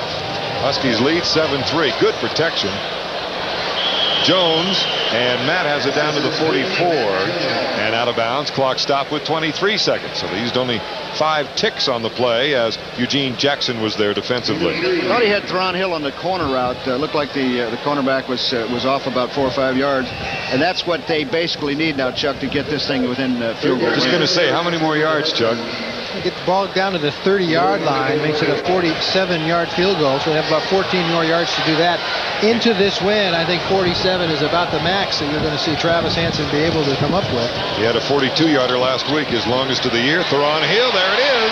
Came right back to him. He was open on the play before. Jeff Woodruff saw it, I'm sure, in the press box. Came right back to it. If Oregon's going to play that zone, that's what they've got to do to get it down in the field goal range. Second time they've basically thrown the ball over there this drive. Remember early in the drive, missed one on the last play with not throwing it. That time, they're okay. Lamont Woods there defending it. 18 seconds remaining. And you're right, from the 31, add 7. Huskies still have 2 timeouts to go, so they should be able to work a full 3 plays in before they have to send the field goal team out. They're at 48 yards now for an attempted field goal. 1st and 10. Matt Jones, now they're inside the 30 to the 20, call it the 29-yard line. Rich Rule gets him out of bounds. With those 2 timeouts, the Huskies are not forced to work the sideline exclusively. Yeah. May see a dump over the middle. Or even a draw. Now Oregon's thinking pass rush. Those down linemen, they're thinking get upfield, get to that quarterback. Heward is now 11 of 15 for 87 yards. A lot of rhythm passing today. The draw is a real tough play to defend right now for the Oregon defense. They're down to 1 linebacker in the middle. 2nd down and 8. Looking deeper. Hill, this time overthrown. And covered by Lamont Woods again. That time DJ was a little bit open in the middle there on a crossing pattern. Damon getting a little fixated on Theron Hill on that left, on that left boundary. Easy to do, I would imagine. And the coaches are telling Damon, we got to protect football. We've got to come out of this drive with something, and Damon is being very conservative. You tell how quiet the crowd is? If I'm Travis Hansen, though, I'm sitting there thinking I've got to have a 46-yarder into about a 20-mile-an-hour wind. I just soon see him do something to get me to 40 yards. Watch the flag now, right there. It's almost dead right to left for the kicker. Gotta hurry. 3rd and 8. Going for the big play. Almost the takeaway. You got to make those plays if you're a free safety. Jeff Sherman.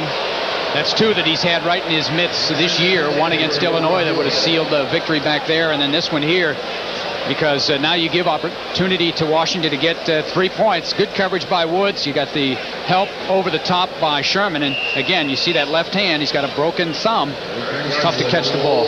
Woods didn't go for the pump, did he, Don? No, and he did everything you have to do as a defender. He didn't bite on anything. He played that 2 deep perfect. Call it a 46-yard attempt, left hash mark. Into a wind, right to left. Long enough, no good. To the left. And that will end the first half as he attempted that 46-yard attempt. He has a 22-yarder. Check that. That being, of course, for the Ducks and Mr. Tom. Gave them a 1st down at that point, but I'm sure Washington came into today having watched Tate catch 9 balls against ASU, and you have a tendency to give a little more attention to somebody like that. Linebackers know where he is, but the other thing, the Huskies have passed 5 times to the wide receivers in 1 half, and that's helped them a little bit. And they also probably want to get Mark Bruner into the game. Mark tends to be a great second half receiver. They go to him in that second half. Boy, California, he really lit it up as they found him quite often in that second half. Washington won the toss at the beginning of the game, if you recall. They deferred, and now they will be receiving here in the second half with the wind to their faces, which means they shall have it to their backs in the 4th quarter. As best we can tell, I don't know. Flag blowing almost directly from the south. Bino from the 13. And he is up to the 35-yard line, where they'll start their offense here in the second half. Bino was 70 yards rushing the first half. A good field position for Washington. Last week, Oregon had a heck of a time on kickoff coverage. They gave up over 200 yards in kickoff coverage. See the first half possessions first for Washington, and they get the TD near the end of the half, and then another good drive missing the field goal. Oregon, meanwhile, wasn't able to consistently move the ball either. So it's 1st and 10, and again, it's that double tight end formation. Conwell and Bruner in there. They give to Matt Jones, first down. Good first down play of 7 yards, 6-7 yards, where Rich Rule made the tackle, number 48, the linebacker. We'll start off right off the bat, Washington offense saying we could do it in the first half. We're going to do it in the second half as well. We can do it whenever we want to. Matt Jones, the senior fullback from the state of Oregon. Well, as you and Don have said so many times, that opens up everything when you've got the running game established, as Kaufman is now in the tailback position, or the single running back spot. 2nd down and 4 after the gain by Matt Jones.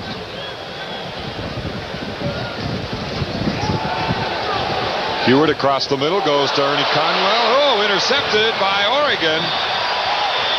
Was it Rich Rule? John Tomopeau, I believe. Tomopeau, indeed, the outside linebacker. He was the injured player that they helped off in the second quarter, and now the deflection, and this has been a day for the defenses. You talk about trying to get the tight end involved early. Ernie Conwell running his route, avoids the official, doesn't look back to the quarterback in time to see the ball hit him right in the middle of the chest. Tomopeau, the recipient of the lucky bounce. You can see the ball well thrown, route well run, just doesn't get his eyes back to the quarterback in time, and that field position that Washington had from the good kickoff return has been given back to Oregon. 1st and 10 as Malapai gets down to the 32, short of the first down, but there is a flag down back on the line of scrimmage. When it comes out that quick by the umpire, it's got to be holding. And if you're an offensive lineman, you just hope that the flag doesn't hit you. Because you get blamed then, whether it was you or not. I think Rich is saying, let's call him on the other side, too. But Rich has been very vocal and active today, normally is. Rich will work the officials. Oh, yeah. I've seen that for 16 years. I was going to say, you saw it for 16 some years. So it'll be back to the Oregon 49-yard line. Rich would rather have them jump offside if they're that anxious to stop those defensive linemen. Go ahead and jump offside. It's only 5. Well, we started the second half with role reversals. Oregon turned it over 3 times with interceptions in the first half. Washington got the penalties. Now it's the other way around. Washington now with 2 turnovers for the game. 1 here in the second half. O'Neal, a lot of time to throw, and completes it to McLemore. And they're up to about 11 yards from the first down. Russell Hairston defending. See Oregon's possessions in the first half, the 2 picks, so they dodged a bullet early. One of those interceptions deep in their own territory, the other one at the Husky 5, then a couple of punts. Finally got things on track with the field goal, but another interception in the end zone cost them more points. Tate and McLemore to the left side on 2nd and 12. Deflection. Don, it was Jamal Fontaine. One thing that's obvious now, you can see a halftime plan for the Oregon Ducks was to move the pocket, get Danny O'Neal out, keep him away from the hard rush, and he's had 1 completion. I think he had a receiver open there, but again, now you can see Jamal Fontaine can't put a lot of pressure on. He's got to work for leverage and containment, but he did get his hands up and got the ball knocked down. That's a big play. That's your number 3 tackler in the Pac-10 for losses, too. Amazing. 14 tackles for loss coming into the game. 3rd down and 12. Far touch him, evidently. Barnes is still standing there. He finally comes over to protect his quarterback. Keep an eye. Remember, the flag is down as Malloy gets the pick, and this is, we assume, wasted energy. Got a free play. Yeah. You'd kind of like to throw it in the area where you had a receiver. Yeah. I mean, there was no Oregon receiver within 10 or 12 yards in that situation. It's one thing to throw it deep, but to throw it deep for no reason. That was that spot pass. Pat Flood. On the defense, repeat 3rd down. No one was on the spot. Not even Johnny. That's right. I don't have him on my depth chart. As Jim Lamb writes, he went marching home again. But I'm like you. I don't ever want to see that quarterback throw an interception, and even if he's got a free play, I don't see that ever does us any good. Get it in the neighborhood of a receiver. Well, you're never sure either. I mean, you're never sure whether the official saw an offensive lineman's knuckles turn white and draw the guy off or something like that either. You never know. Again, McLemore and Tate to the left on 3rd and 6. Better pressure by the Huskies. Tate looking left and not looking right to catch the ball. Is that his first drop of the season? I don't remember him dropping another one, Don. Yeah, that's his first one. And that was going to be close to the first down. He was right near the sticks. Reggie Reeser was closing in on him, too. That's the other thing. And that ball was not thrown with a lot of velocity. Danny rolling left, throwing across his body. And this one didn't have much mustard on it. Good pressure by Hilary Butler. Jamal Fontaine didn't contain Hilary up underneath. And that's one thing that Jamal Fontaine has been very good at today and all year, is if you are rolling his way, he keeps contained, he keeps leverage, and lets Hilary Butler stay in the play.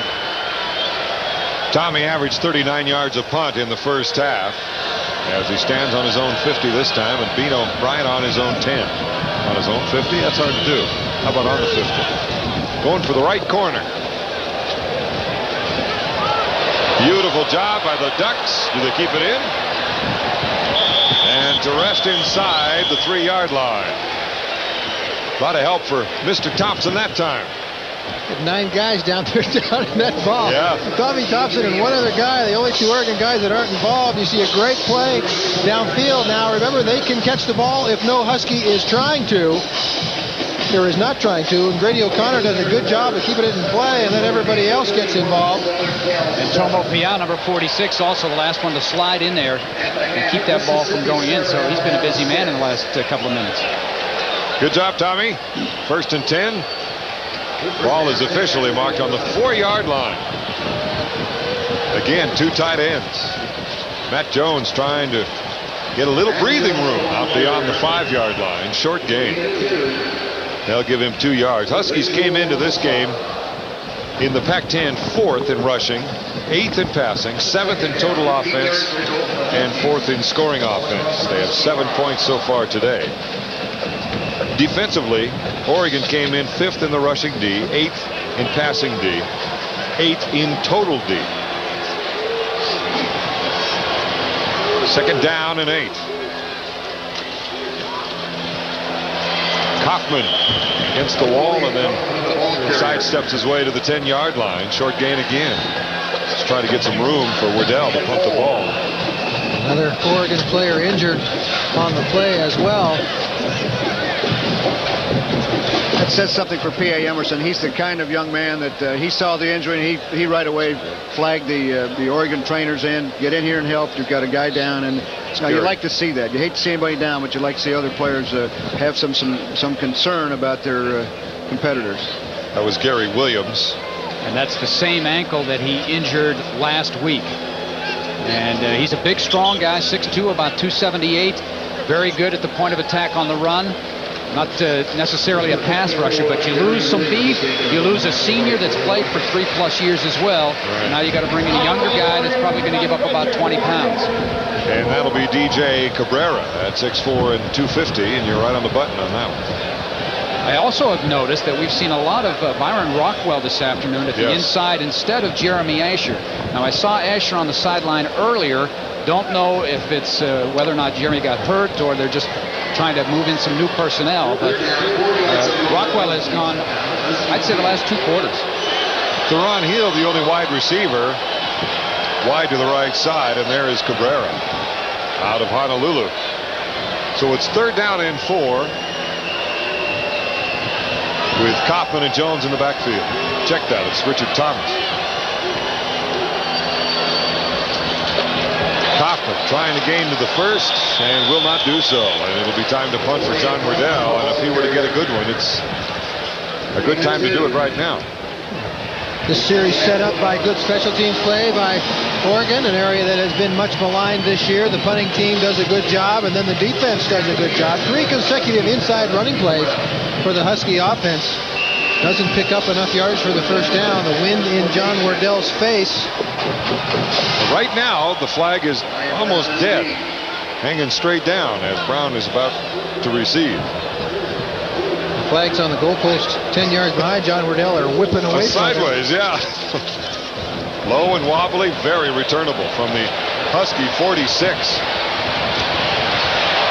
Good coverage. A flag goes down.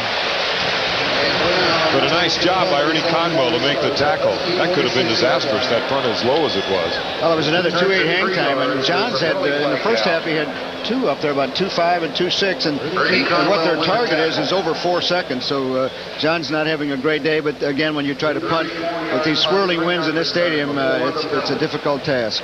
Looks like he's in a real big hurry to get it off. He's catching it and kicking it in a big hurry and not setting it. Remember he was having that kidney problem or something a couple weeks ago? Over the last 3 or 4 weeks, he's had some problems with... Return, 10 yards from the end of the run. 1st and 10. John Wardell's had some problems with what they think are like kidney infections or something. His body would start to ache and his fever would go up to 103, 104, and then it would come back a couple of days later. Don't know if he's been suffering from that this week, but he was prior to the UCLA game last week. See, Oregon has been a very, very good first half team, and obviously not very good in the second half. The Huskies have been just the opposite. They've been pretty good in the second half. 2-1 margin they're scoring versus the opposition. 1st and 10 from the 48-yard line of Oregon as the Ducks take over. They trail 7-3. Burwell opening on the right side as the first gets down to the 36-yard line of Washington, where Lyons and Jones knock him out of bounds. I think that's the first time today we've seen that counter tray where they pulled a couple of people. Normally against Washington, you hate to pull people because of penetration, but this time they run it. Well, they were in the 4-6 defense, and Danny O'Neill saw the perfect place to run it to. He ran it back to the short side into the boundary where the Huskies were a man short. Steve Harden, pretty good lick too, the left tackle who pulled with him. That's all game plan there. That's an excellent job by the coaching staff, and translate that into a good quarterback who can handle it. 2 tight end offense again, that play and this play. Shot out of Canoga Park, California. It's 1st and 10 from the 36-yard line. Trying to do it again. This time Steve Springstead is there waiting for him. Number 49. He's now the leading tackler on the Husky team after the Bruin game. Well, the Huskies balanced up their defense that time, and they were not short on the weak side, so they had as much strength into the boundary as they did into the field, and you can see a good job by Steve Springstead getting out, as well as Richie Chambers. Beavers standing up the right tackle as well, as Steve now, as I said, with 45 tackles coming in, 20 of those solos after the Bruin game. 2nd down and 9 for Oregon. Looking right, throwing left. Detweiler gets away from Jones. No, trips him up, or actually mixes him or causes him to slip. And so it'll be of little or no gain. Well, they're probably a little bit out of field goal range here. The ball marked at the 36. You'd be asking for a long, long field goal at this stage of the game. Probably wouldn't attempt that. So this is twice now to start the 3rd quarter that Oregon has been in Washington territory. Came up short the first time. 3rd down and 10.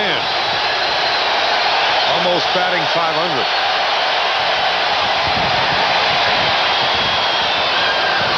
It is good. Maybe short. Let's wait and see. McLemore, the receiver. They give him the forward progress to about the 27. And I think they're going to be about a yard short. I think you're right, and it's a big decision for Rich Brooks, a decision that he's already made. We're going to try for the 3. Good protection this time by Oregon as well. Danny O'Neill puts the ball in the perfect place, and a good job by McLemore to keep Lamar Lyons on his back and make the catch. You could say a lot of goods about that play. Good coverage, good throw, good catch. Just, you know, the guys are out there competing hard, and it's another, they made their plays. Another Oregon-Washington game, Timeout is being called by Oregon as Tommy Thompson will think about this one and line it up. We'll be back 8:51, 3rd quarter. Tying the other 44-yard attempt. His longest this year at 39, but you know he is well within his range from 44. Almost straight away. And the wind pretty much behind his back, we think. And it's good. Plenty of leg.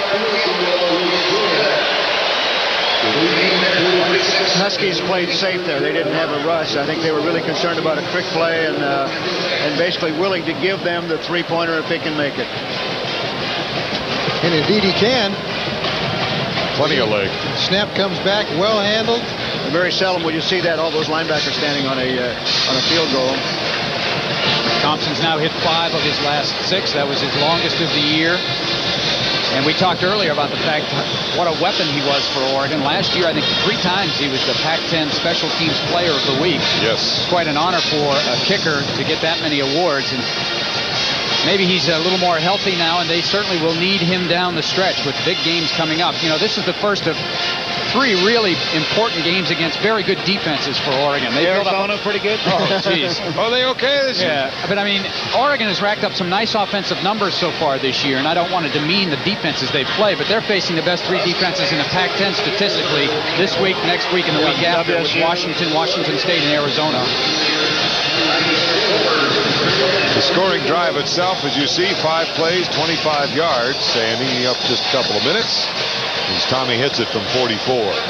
Well, again, you can go back to that interception. It gave the Ducks good field position. They couldn't capitalize the first time, and they did the second. 8:46 remaining here in the third quarter. Another good, tight Washington-Oregon football game. And you know that if you took the microphones and we just would shut up for a while, you'd hear some of the best popping and hitting that you'd get all year when these two meet. Kaufman from the 4. Up to the 20.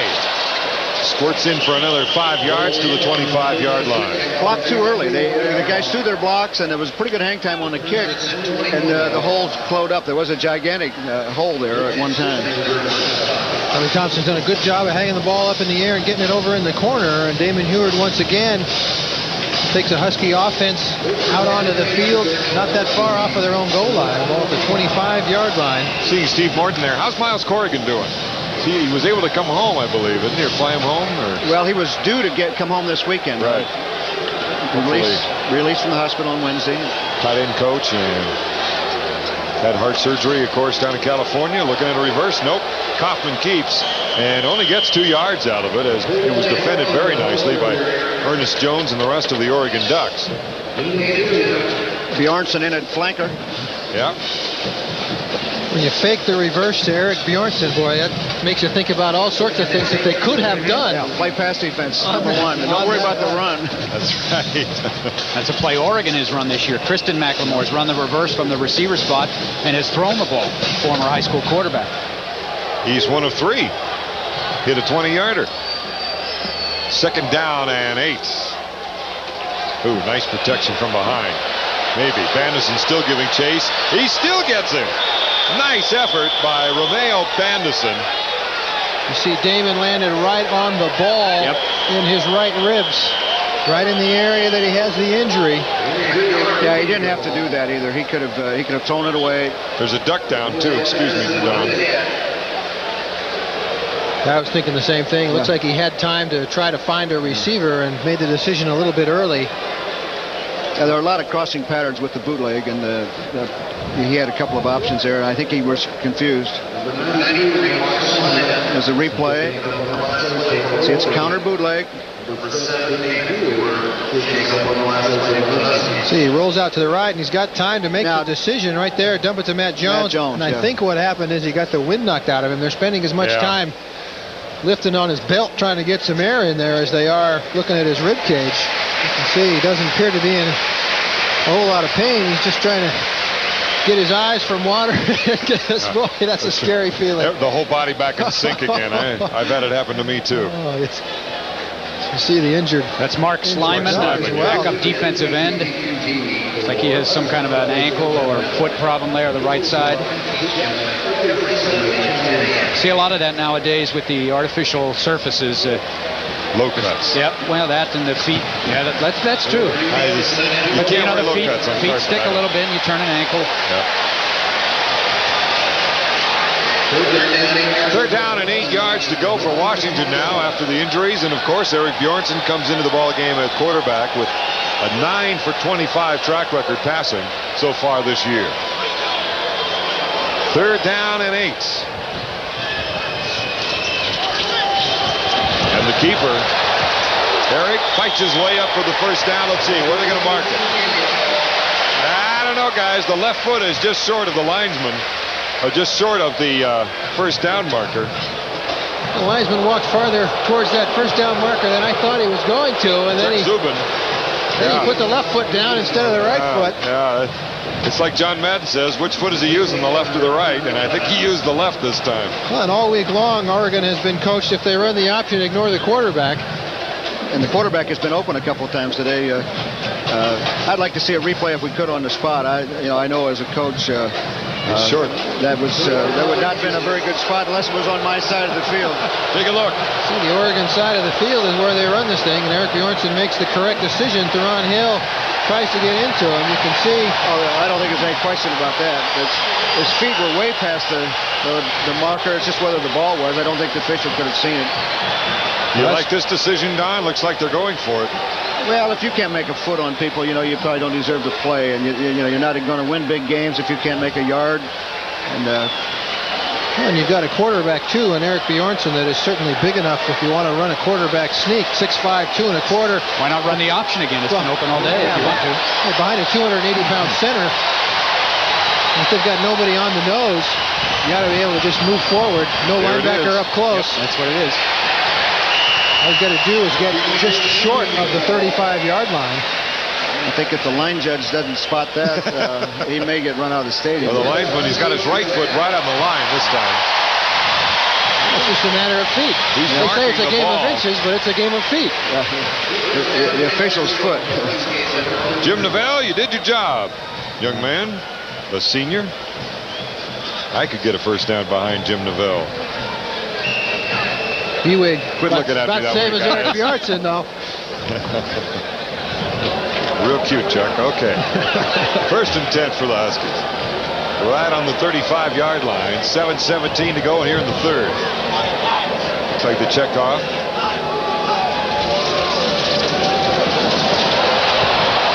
Kaufman. That was sweet. You couldn't stay with the blocks, though. Yeah, I suppose. I mean, they had him dead to rights in the back, but you're right. Pat Kessie, puller there. Trapper. Cota with the tackle for Oregon.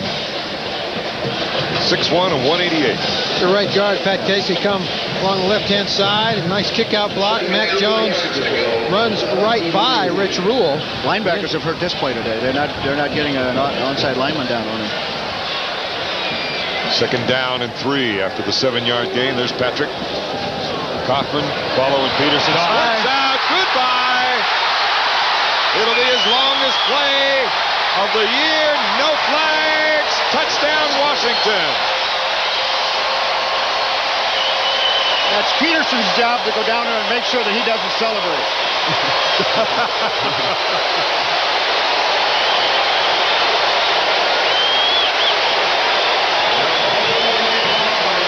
One of the Oregon secondary players got confused. Thought the ball was inside, made a bad decision. Lamont Woods, the outside right corner, lost track of where number 8 was, and he went inside, Napoleon went outside, and Napoleon went 57. That's when you start freshman, redshirt freshman, that's what happens. 58-yard run. As now Travis Hansen comes out and has done his job. And the Huskies get back up to that lead, 14-6. Off the 58-yard run, yes, by far his longest this year. 26 was the longest going into this game. Very similar to the play we just saw right there. You see Matt Jones once again. Andy Peterson pulls outside, and Napoleon gets out in the open field, and you saw the corner flash down inside. Basically, it looked like he was almost running to Matt Jones as opposed to Napoleon Kaufman. Mark Bruner made a great play. Mark really sealed the outside, so the two pullers could get outside of Mark, and there were not enough people to block. It's like Matt Jones planted somebody too. Napoleon thinks he's in the CIF finals. And again, we've talked about this for Oregon, that they play pretty good defense for 89-90% of their plays, and they've had 2 big runs today, 2 big breakdowns, and they trail by 8 points. 2 minutes, 23 seconds, 75 yards. It's been a long time, actually, since we've seen Napoleon Urbino bust a big one like that. We've had a couple beauties, as Bino has a 35-yard touchdown run, and now Kaufman with a 58-yarder. Crab with a kick, and it's short. but effective. And Whittle goes out of bounds. Yes, very effective as they force him out of bounds at the 19-yard line. Jason Crabb is very good at doing that on purpose. I call that a blue. They just work on it. They try to let him get as much hang time as he can. He had that up there, 4.44. Good hang time. Bring it down around the 2 and the 0. And we've got guys, you got guys who can run on any kickoff team can run that far. It looked like Oregon was going to try to run a middle return or return to the other side, and so they were ignoring the outside coverage people on this side. So the Huskies basically just run downfield and knocked them out of bounds. For the Oregon Ducks, it's 1st and 10. They trail 14-6. Down by 8. O'Neal. More time. Devers gives chase. Here's Willie Tate, the tight end. Takes a couple of Huskies with him up to the 36-yard line and a first down for Oregon. Didn't take long to get Willie Tate in the game, did it? Exactly right. They need to get him the ball because not only can he catch it, but he can break tackles too. He's a big, strong guy, and it usually takes 3 or 4 to bring him down. Pretty simple looking play here. That's a play action pass off the counter play that the Huskies just ran twice in a row. Kilpatrick on the tackle. The play action inside kept Hillary Butler inside, and he wasn't able to get out in the flat in time to get to Willie Tate. Kilpatrick went for a bit of a ride, too. Willie is strong. 1st and 10. Deadwater wide to the left side. McLemore to the right. Now they ran the counter. Springstead is able to run him down. That took some athletic ability because he had a long way to go to get to Sean. That's the counter there. They ran the counter pass first and came back with the counter. You see the left guard, left tackle, number 63, pulling there. And this play is set up pretty well, but the speed inside makes the difference. If he doesn't make that tackle, that's a 10 or 15-yard. I didn't think Steve would get to it. They had a step on him, but Steve can run. The inside linebackers for the Huskies can run. Speed and strength right there. He had the speed to get there, and then the strength to haul him down with one hand from behind. 2nd down and 7. They only got 3 yards on the play by Burwell. Same formation with Detweiler to the left. Here comes the blitz with Malloy. Picked up nicely, and McLemore has the first down up to the 50. As David Kilpatrick, Josh Moore and company up there. Weak safety blitz. You saw Lawyer Malloy coming. The Ducks did a good job of picking him up. There he is, number 9. Sealed very well. Eric Barnes picked him up. Impressed. And Josh Moore was turned around again. Everybody stays in the block on this play. Only the 2 split people out running routes. Good adjustments by quarterback and receiver. Danny O'Neal has to do a 360 before he knows if the pass is caught. 1st and 10, ball right at midfield. 2 receivers to the left, McLemore and Tate. Looking to reverse, it is. Here comes Detweiler. Hillary Butler giving chase. Detweiler to the 40 and tripped up by David Kilpatrick. They get a first down. Oregon down to the 37 of Washington. Not bad for a guy with a bad ankle. Good call. Jamal Fontaine either went to sleep or was on an inside move because he's gone. Watch Jamal. He's the only guy back here that can get this stopped. And I have a feeling maybe Jamal might have been fooled on that. A good job by Willie Tate. He got a piece of 2 Huskies. This is a good drive for Oregon because Washington had just gotten momentum. The crowd's back into the game, and they've marched from their own 20. 1st and 10 in Husky territory. Ball on the 37-yard line with both receivers to the right side. Willie Tate coming to the left as he throws right over the middle. Hairston is there for the interception.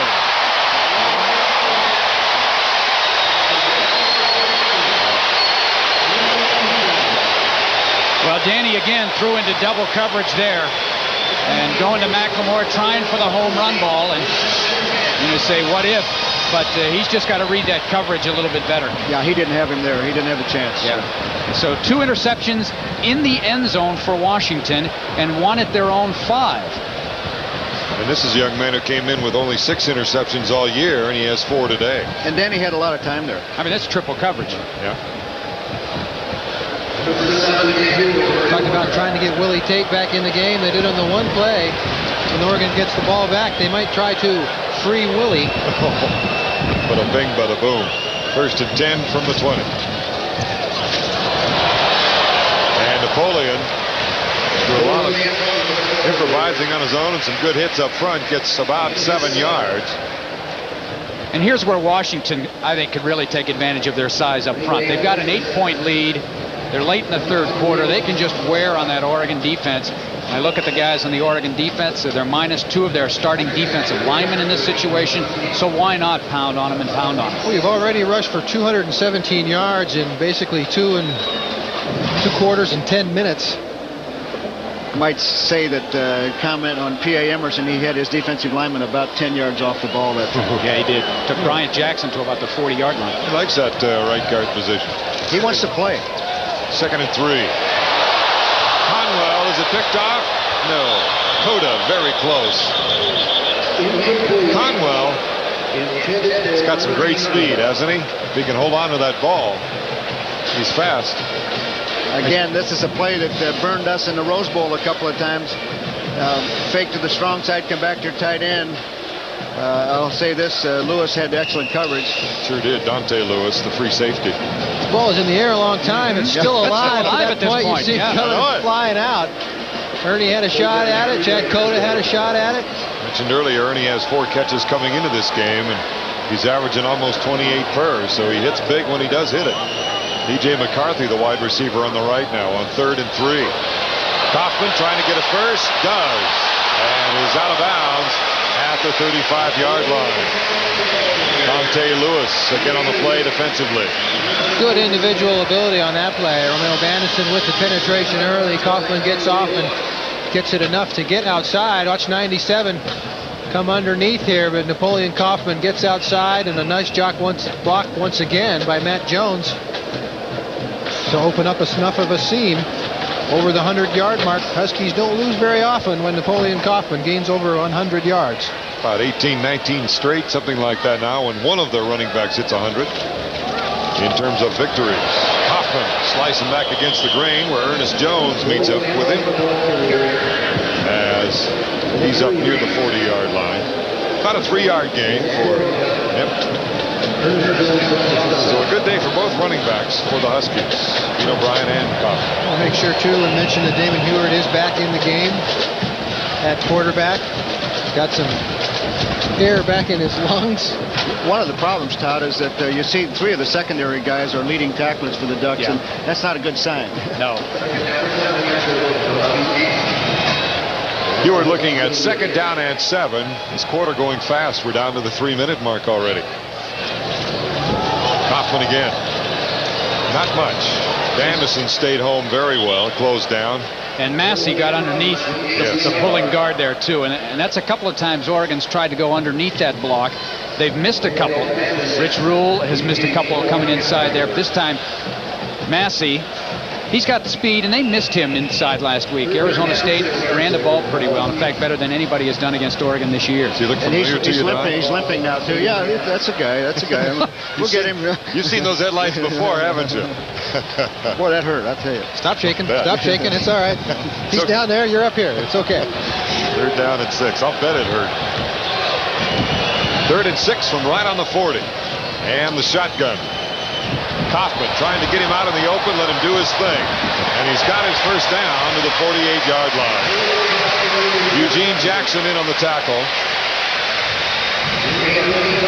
Good job there by Napoleon Kaufman. He gets the ball in the open field on the throw from Huard and recognizes that I got 3 guys. I'm not going to out-juke 3 guys. I'm going to need a first down. I'm just going to go straight forward and hope I get it, and he does. Byron Rockwell also in on the tackle, the senior out of Davis, California. At linebacker. Minute 53. Clock going here in the 3rd. 1st and 10 from the Husky 48-yard line. Bino.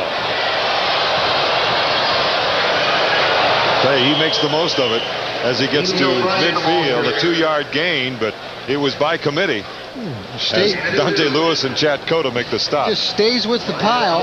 Well, and that's a sign of a good running back, isn't it, Don? You stay with those blockers until you have to go. Stay with 85 too. That's always a good sign. Yeah, no But I give Oregon defense a lot of credit. They kept leverage. They stayed in their position even though they were blocked, but made it tough on Bino until they could get some help out there. 2nd down and 7. Ball just into Duck territory. There you go. Toss sweep, Bino. And tripped up very well. It was indeed Rockwell coming in again, the senior. He only had 5 tackles coming into this game, Todd. As I mentioned, Asher has gotten almost all the reps there inside, along with Massey and Rule. Rockwell is a very intelligent young man. He's got almost a 4-point average. Wants to get into the stock market business. I don't know if this is a good time to do what that. What a mistake. It better be. Just so he's using somebody else's money, not his, right? Don't knock that profession. Chuck is a stockbroker, among other things. We know. It better be good. 3rd down and 7.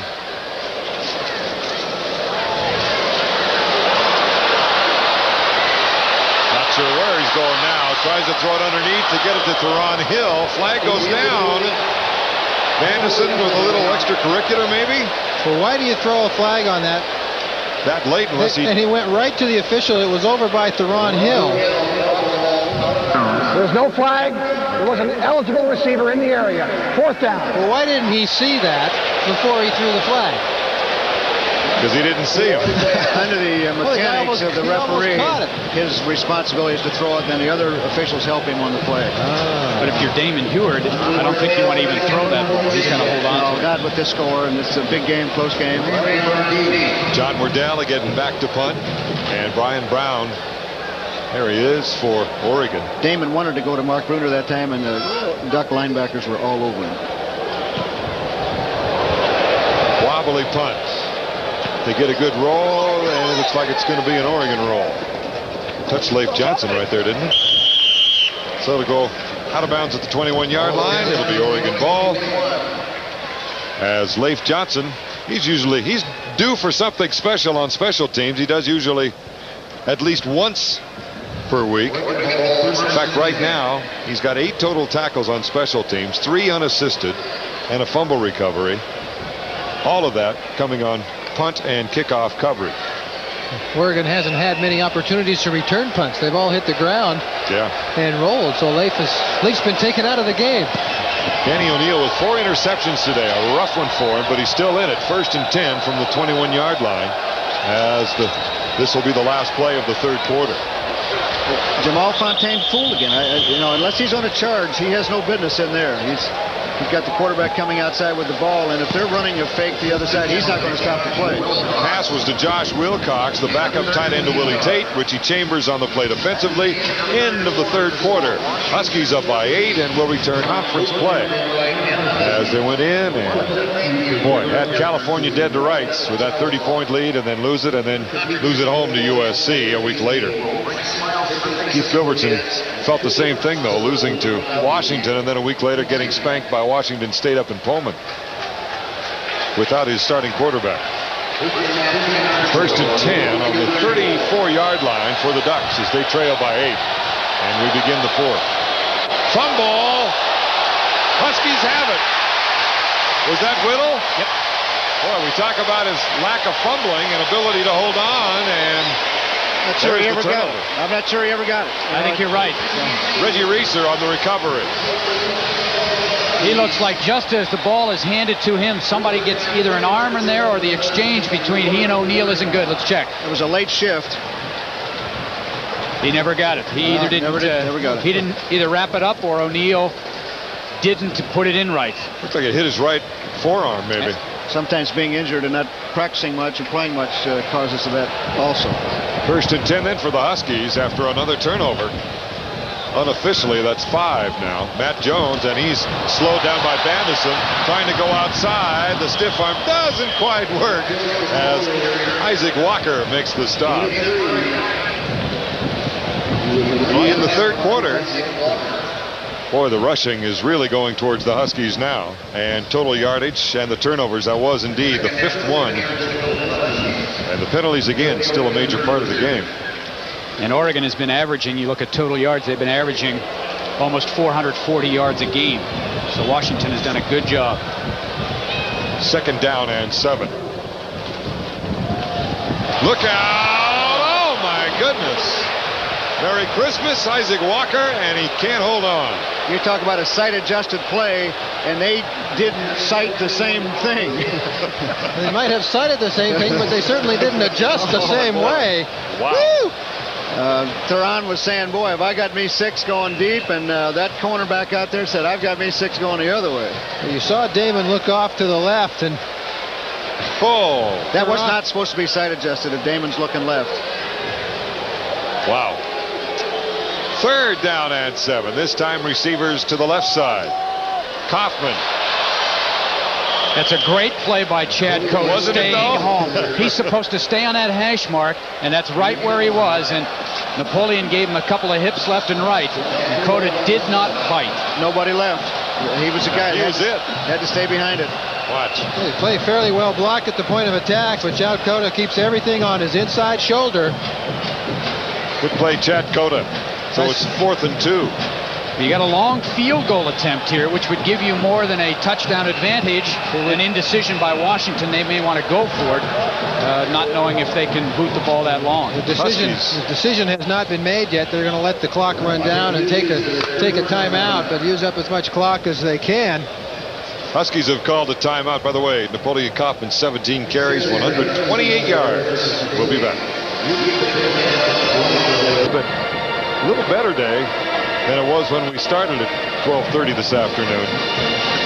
Don, this is when the head coach works for his pay. 4th and 2, there's 70,000 people that are going to second guess this. They all want him to go for it, but they also want him to make it. And what do your assistant coaches tell you? They don't say a word. You want some help, and the microphones are quiet. Nobody upstairs, nobody home. I like this call, though. I like this decision. It's a long field goal. Get what you can, maybe make it. Leave it there if you don't make it. They need 2 yards on 4th down. Jones and Kaufman in the backfield, 1 wide receiver, 2 tight ends. And Eric Bjornsson at quarterback gets the first down. Not a bad move either, putting him in at quarterback for the play. If you know you're going to run the option, put in the guy that can run the option. Alabama puts in David Palmer on a 2-point conversion play. The Huskies put in Eric Bjornsson. A good play fake inside to Matt Jones keeps the linebacker inside long enough for Eric Bjornsson to get to the corner and turn it.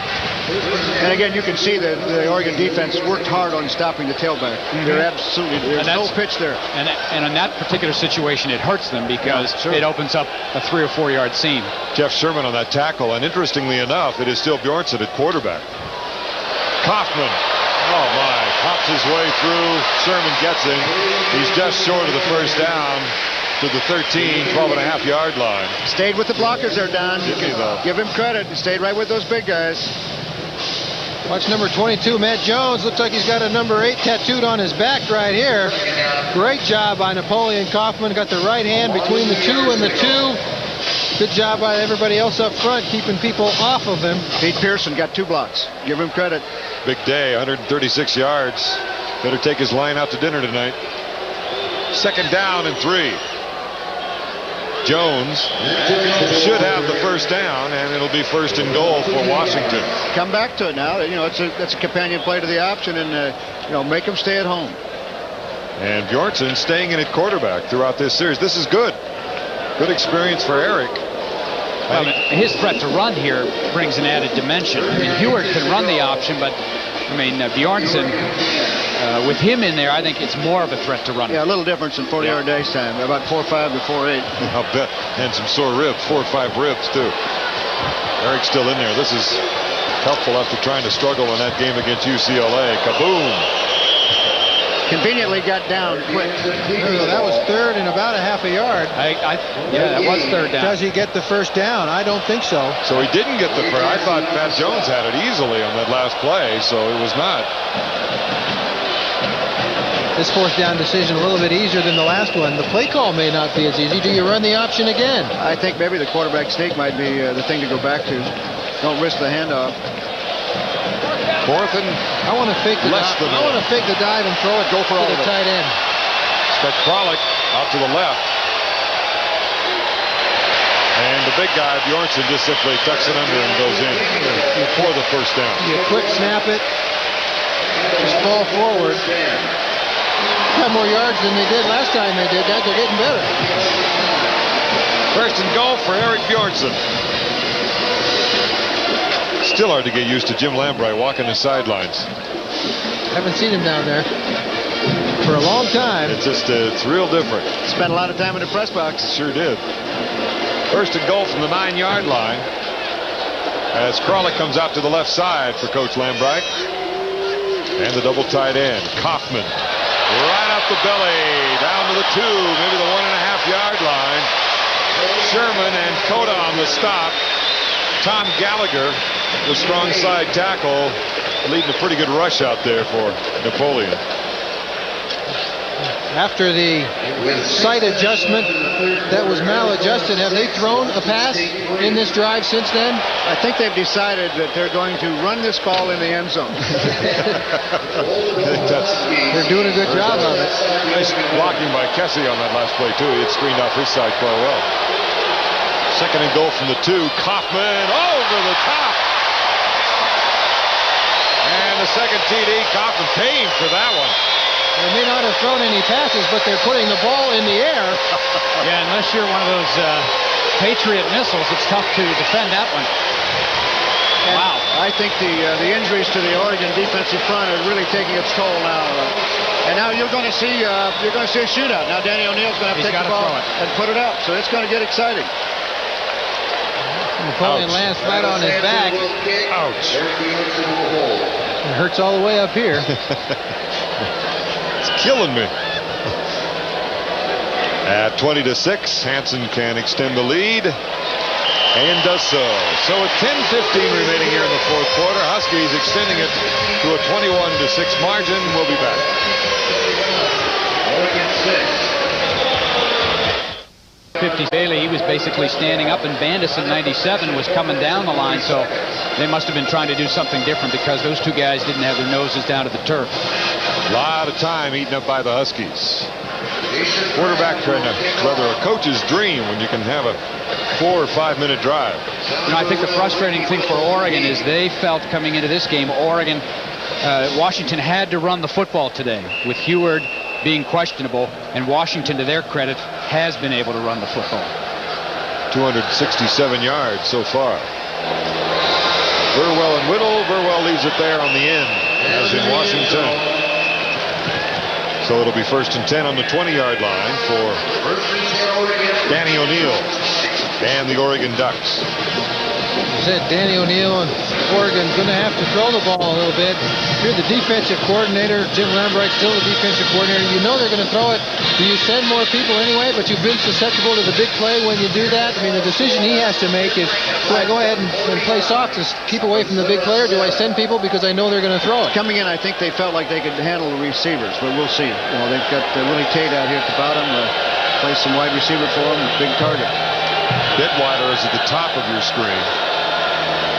There's the pitch to Burwell. And Richie Chambers closing in well. Got some help from Reggie Reeser as well, who closed in extremely well. He had a good call, and I thought, but the Huskies went in too deep, so that meant that Reggie could come up quickly and support from the outside. The play blocked well from the inside, but with one linebacker out there, and Reggie Reeser a good job of forcing from the corner. Chambers can run. He got out there. Good shape. Good speed. I didn't know they raised kids that could run that fast from Lake Stevens. They had to get to the dock because the boat was leaving to go water skiing, And Don. that's in Snohomish County. Snohomish County. 2nd down and 9. Good. O'Neal still looks and finally has to go out of bounds. Now, we might have a penalty here. Let's see. No? They usually get that one called. Yeah, I'm amazed they didn't call it. Especially on the Oregon sideline, but you don't see any. Rich Brooks, surprised isn't DeMarco. about halfway up the whistle on one of those officials. I believe that was that Cedric White or DeMarco Farr that. It was DeMarco. DeMarco. You see Demetrius Devers here. Just ran Oh, Mr. Burwell. Burwell will get credit. He made the block and got him out of the play. See, DeMarco Farr continues to pursue, and right here, I think everybody's just. Oh my! I can't believe they didn't call it. I think maybe he was trying to. It looked a little better on the replay than it did. Looked like maybe he was trying to back off a little. That's what the officials look for. No touchdowns, 4 interceptions coming into the game. He had almost a 4-to-1 ratio the other way. USC's been the nemesis for Danny in the past. He's really struggling today. 3rd and 7. Pressure, DeMarco Farr. Flag goes down in the backfield. Iwaliko also took a look at him. And more than likely, as Demetrius Devers gets him out of bounds, it'll be a hold on the Ducks. Wait and see. The pressure in the middle from DeMarco Farr flushes the bird. Yeah, but see if O'Neal could have stepped up into the pocket here. Maybe not. No, they had a good twist. Iwaliko was he coming stayed at up. home. Yeah. Demetrius Jeevers comes very close to getting another flag in almost the exact place. The official right on the play does not throw the flag. So Tommy Thompson will come out in front, and Bino Bryant. Holding on the offense. Decline. 4th down. Pat Flood's getting hoarse. He's worked hard today. Bino Bryant will be back to receive. DeMarco, 8th in the conference in tackles for loss. He had 10 coming in, with 4 sacks to go along, as Tommy is back on his 4-yard line. Bino only 34 yards back. He's not counting on a big punt from Tommy Thompson. Playing the wind, Going too. into the wind, yeah. Short punt. He's got a shot. Trying to get that opening gate. Oh, my goodness, what a great tackle by Cota. He'd still be running. Well, this week, Oregon has put a lot of their first-teamers on the special teams, and Chad Cota is one of those guys. Ernest Jones was also in there. Excuse me, Todd, 32-yard punt, 14-yard return on this.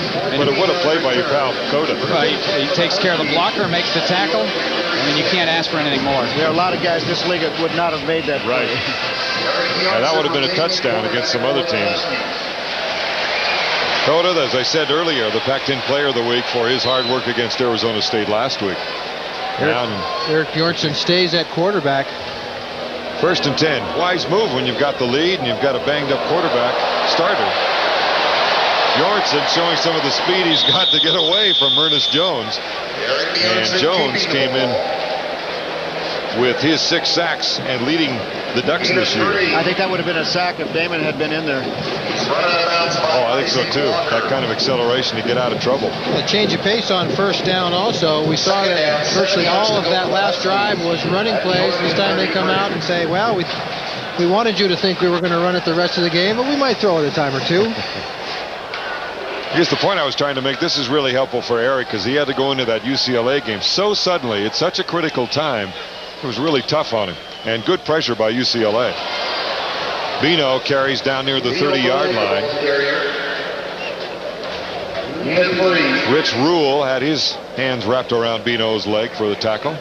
Clock continues to roll. 8:50, 8:49 here in the 4th quarter as, my goodness, folks, the sun is out. Hard to believe. It always comes out at homecoming.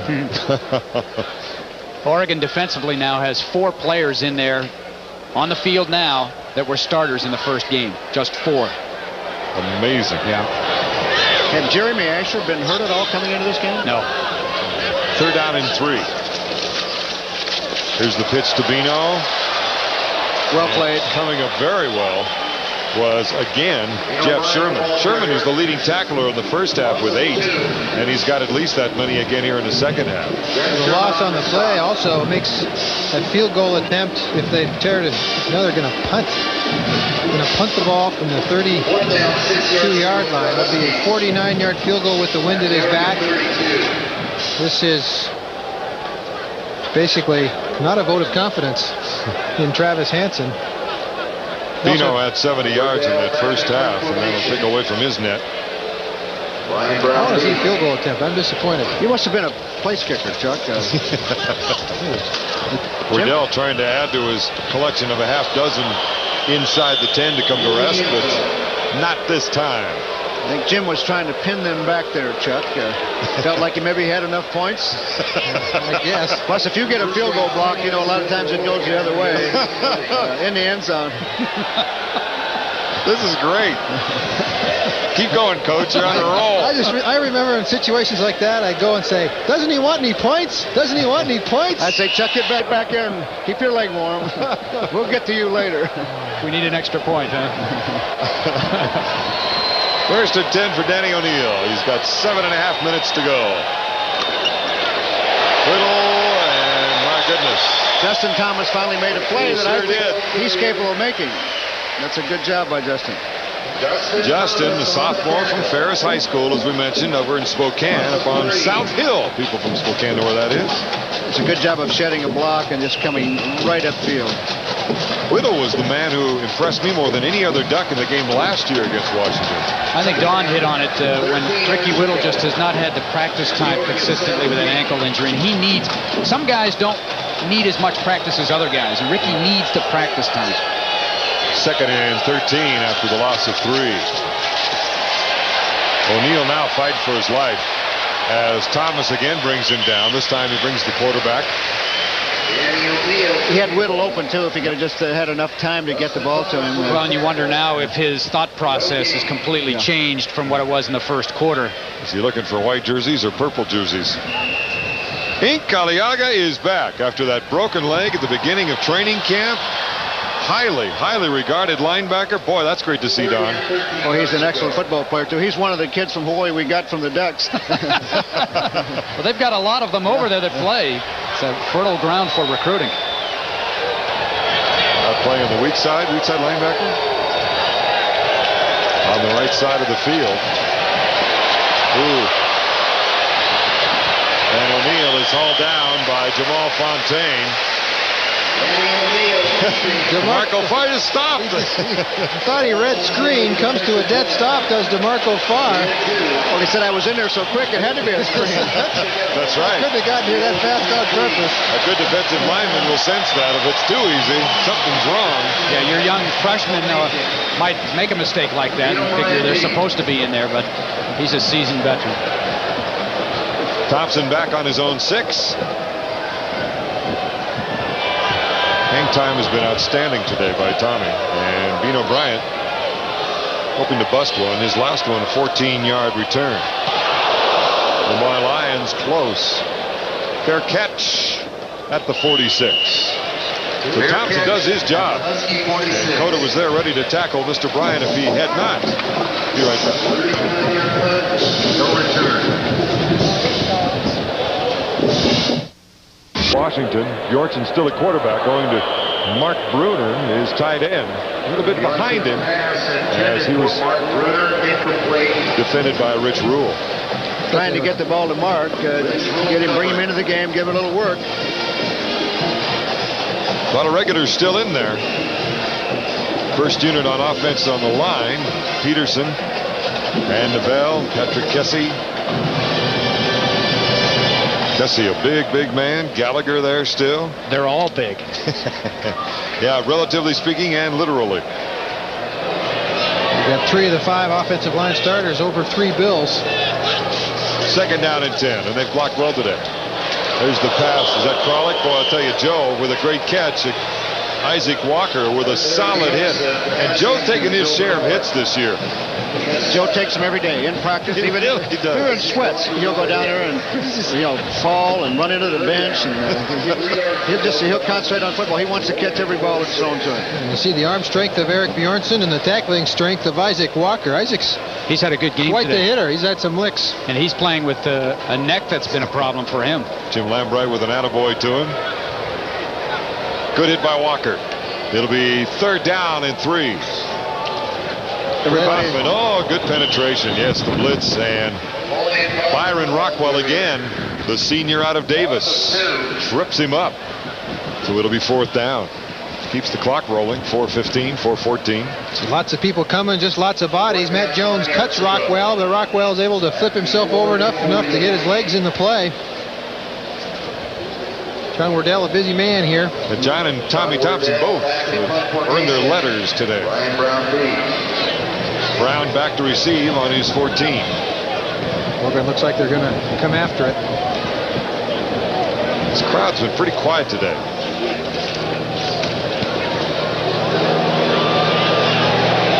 Brown from his 11. Ernie Conwell forcing him to go inside, and number 57, John Fialo with a tackle. There he is. Fialo, the redshirt freshman out of Lake Washington High School and Bellevue. 3:39 here in the 4th quarter. You Husky fans will want to tune in Thursday evening for the latest edition of Husky Profile, but much more. Isn't it amazing how they can preserve film now? Those things that they can do to keep those films alive from way back when in Don James's first year. That's right. Sean Burwell carrying on the last play. Hank Galiaga got the tackle. They say one of the good things about him are his instincts. That he is able to sniff out a play extremely well as a linebacker. 2nd and 3. Then has the ability to get there once he smells it. Hope that leg is healthy. Tate again. That's 2 of those. Virtually the same play where he's by the first down marker and is conscious of making sure he gets the first down and lets the ball get through his hands. Richie Chambers, a good job getting out on Mr. Tate. Footsteps this time by Richie. Last time it was Reggie Reeser. Usually footsteps don't bother Will. He's always been sure-handed, but no matter how good you are, you're going to have days where it doesn't go right for you. How many wet games does Oregon have? I know it rained last week at ASU. That was it. That's it. Yeah, it's been pretty nice this year. Actually, the rain stopped pretty well once the game started. Track's even almost dry. Thomas can't get him. Giving chase, gets a couple of breaks. Still going. Well, Steve Harden looked like he wanted to carry him to the goal line. I thought he was going to. Justin Thomas finally with a tackle. That was impressive. Very impressive. That was a lot of purple guys that had a shot at Danny O'Neil. He not only escapes, but gets enough yardage for first down. Oregon continues in the hurry-up offense, but there's Mikey Waliko, Cedric White. 3 guys. David Ritchie, Galiaga, Steve Springstead. Move on Springstead. Steve Harden tucks him under his arm, does a good job. Good quarterback leverage there. 1st and 10. Interception. As it goes to Russell Hairston, his 2nd today. When you're trying to make big plays, when you're down by 2 scores and less than 3 minutes to go in the ball game, sometimes you do things you wouldn't ordinarily do. Throw balls places you probably shouldn't. Russell Hairston feels good about number 2 today. Danny O'Neil has time to do what he wants to do, but he either overthrew Ricketts or underthrew McLemore. I'm not sure which. Yeah, you don't want to. No guesswork on flat passes. No. You know, you're either there or you're not. You might work down the field in the deep routes, but boy, not in the flat. Graziani, the backup quarterback, we may see him here in the last few minutes. We'll wait and find out. 1st and 10, Huskies still throwing the ball as McCarthy gets his first reception today. DJ, who had the touchdown catch against UCLA last week, comes to Hart. This man's about 6'8".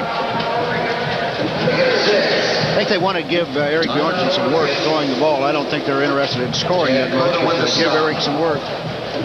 Yeah, and if that was the case, Oregon wouldn't be calling timeout. But Oregon's trying to stop the clock with 2:28 to play. Steve Morton, offensive line coach with a headset. Now Levan on the left with Eric. Now very high on his running combo, of course, with Bino and Napoleon Compton, and he ought to know the people he coached at the NFL level. And Rodwell, the linebacker. Thursday evening, tune in to Prime Sports Northwest for the latest edition of Duck Sports Journal. Join host Jerry Allen and Peg Reese for a half hour of news and features dedicated to Duck athletics. That's Thursday, 11 o'clock on Prime Sports Northwest. Bet you get to read that occasionally, Todd. Every once in a while. Your broadcast. We should mention that when the Huskies now go down to Corvallis to play Oregon State, Jimmy Jones will be the host play-by announcer. And probably have a committee of 4 or 5 or 6 people in the booth for that one too, but well, he'll take over and I'll stay home and watch the game on TV. I'm staying home also with you, Don. Are you? Yes. Let's go golfing. I'm for it. Okay. 2nd down and 4. Leon Neal gets a carry as the flag drops on the line of scrimmage. With 2:23 to go. That'll drive coaches nuts when your nose tackle, nose guard, right over the ball, jumps offside. I think that's his kind of responsibility to watch the ball. Yeah, kid, you're not supposed to go on sounds. Just look at that little pigskin. Yeah. Side on the defense. First down. The 5 interceptions by O'Neil today is not a school record, by the way. The school record is 6, set by a pretty good football player, George Shaw, against the Huskies back in 1952. George Shaw, one of the all-time great Oregon quarterbacks, so even those guys have bad days, and that guy had a great day. Yeah, Mr. Nelson and I, we correct ourselves. That's 3 interceptions for Hairston today. 1st and 10, Bjornsson. Looking to pass all the way. Oh, with a near catch anyway by Janowski. Dave almost got the fingers wrapped around it. He was defended by Jeff Sherman. He almost caught the back of the ball there. He has excellent hands for a young receiver. Great. 2nd down and 10. Bjornsson, they give him time as they roll out. Not enough time. Now he's got a lot of room. Looks for a block. Gets away from one man. The blocker, a flag rather, back in the backfield of all places. As Bjornsson shows some savvy getting down to the 19-yard line. Brian Collins on the tackle, but it's a clip on the dog. Two things about this clip. One, it must have been really late, and one, it must have been well off the ball because the flags came down well, and it must have been very obvious as well. Flag thrown way over here when Erik Bjornsson is way over there. You see the clip right there on 56. That's what they're going to call because that's where the flags ended up. Pete Calagus getting the chance. This is tough on offensive linemen. Oh, yeah. You don't know where the quarterback is. Defensive guys can see him. Yeah. The only way you can get away with the clip is if you maintain contact and the defender turns his back, then you're okay. Otherwise... Is the penalty walked off from the point of the infraction? Because it must be. Because they've got first and more than 25. They just backed up about 30 yards. Well, they should be able to run 1:49 off the clock now. They've got 3 plays and got 53 yards to go. Oregon with 1 timeout left probably won't use it. Janowski and McCarthy are the wide receivers here, and the latter going. And Leif Johnson is the fullback. There's the pitch to Neal. Gets a lead block by Leif Johnson. Tries to stay in bounds and is absolutely tattooed. Leon Neal, the ball carrier. As Leon Neal carried. And we think it was Collins with a hit. Yes, Brian Collins, the strong safety out of Los Angeles. Was Rich Brooks anywhere near that pile? The check off by Erik Bjornsson gets the ball. A great block by Leif Johnson. Then an accidental block like Leif Johnson. Oh, look at all those guys on the sideline. And then be on your toes. That looks like bowling alley number 7 down at the 1st Street in Maine. Leon Neal at the Tyee Bowl. 3rd down and 13. Remember the penalty, the clipping penalty. That's why it's still 3rd and 13 after the long run. Wrapped up from behind, yes. Where's the ball? The ball, I can't find on. it, yeah. Bandison is the one who got in there and caused fits for Bjornsson. And all of a sudden there was no football. And it'll be Oregon ball here with 1.5 minutes to go. Well, maybe Danny O'Neill can tie that record. Spoken like a true Husky, huh? Well, with the games these two teams have played against California, nothing's totally out of the realm of possibility, but good effort by Bandison. He spun out.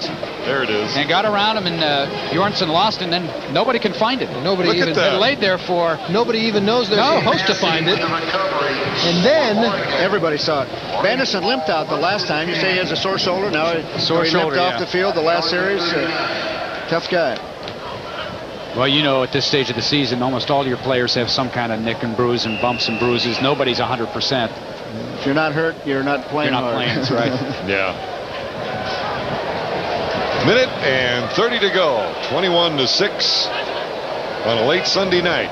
As you watch this broadcast, or Monday night with Oregon's broadcast, Willie Tate with a reception, and he's stopped by Ink Aliaga up at the 45-yard line. Flag is down in the backfield. Valuable time for Aliaga. It's a late hit or a hold, one or the other. Back where O'Neill passed. Roughing the passer on the defense. Tack on 15 yards. Automatic first down. Do you think that might come up in the meeting, that maybe that wasn't the smartest play to make? Especially with 1:30 left. 1:30 left. The other team can, with 2 scores, get back into this game. A 2-point conversion on one of 2 touchdowns. Well, they're playing a lot of young players, and they're trying to make an impression on the coaching staff.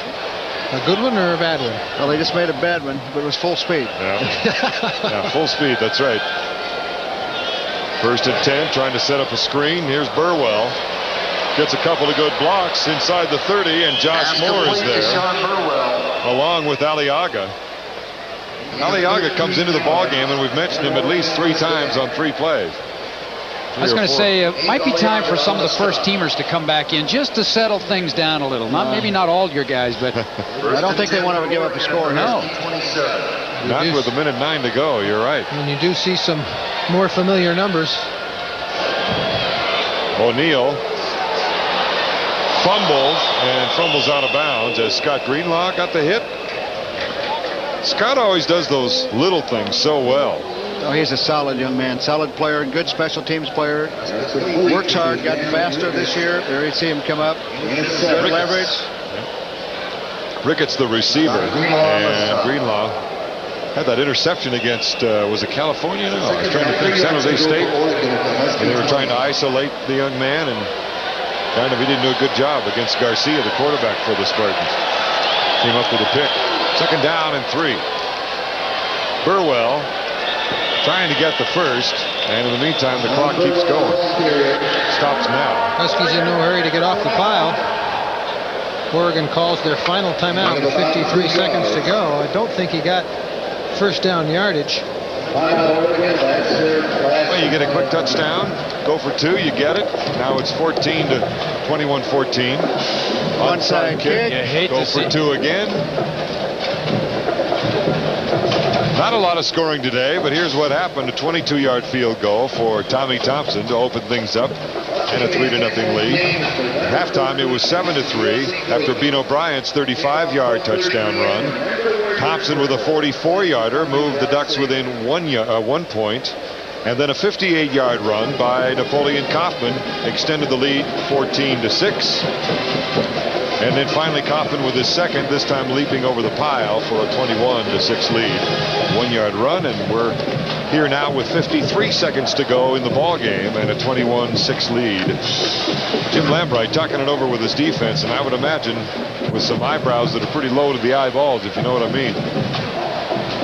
Pretty serious. It's down here for those youngsters a chance to make some plays that can make a difference. It's a gutsy call on Jim's part. I think I'd rather be talking to my first team defense right here because of the potential of scoring, and as we've talked about, to go for 2, the onside kick. This program is authorized under television rights granted by the University of Washington. Any publication, reproduction, rebroadcast, or the use of the pictures, descriptions of accounts of this game without the express written consent of Prime Sports Northwest is prohibited. 3rd down and 1 for Oregon. 2 receivers to the left with Ricketts to the right. Looks to the right, intercepted. Was that Aliaga? J.J. Franklin. Okay, J.J. got it. Just coming in, Hansen rather. That must have been what Lambright told him in the huddle over there. Let's tip it and get an interception. Go for A the record. redshirt freshman from Kent and Kentwood High School. And that's a mighty big pick. number 6, 7th turnover of the day, and you're not going to win many games, as the Huskies know from the last 2 weeks, when you turn it over 7 times. And the 6th pick for O'Neal, because that will go down as an interception. Oh, sure. Yeah, Danny's got to throw it, and it was tipped. It's J.J. Hansen did an excellent job hanging on to the football. It's a big one, 6 feet and 225. And that's about all you can do at this point, is say, let's get on to the next week. Number 13, Ted Stark at 1st and 10, and they'll try to eat up the clock now. As Ted Stark's at quarterback. Leif Johnson, the ball carrier. And Leif Johnson carrying. And that is Leif's first rush of the year. Technically, hasn't carried the ball. Caught a pass for a touchdown. Yep. I'll tell you, Brian Collins made a couple of hits today. He is a physical player. That's what they like about him. He just is a young guy that needs to learn where to be on certain plays. And when he learns to do that, he's going to be a force. Just needs to know who to hit. Yeah. Stark, the Medford, Oregon product, coming up behind team captain Jim Novell at center, and he'll have one more snap of the ball.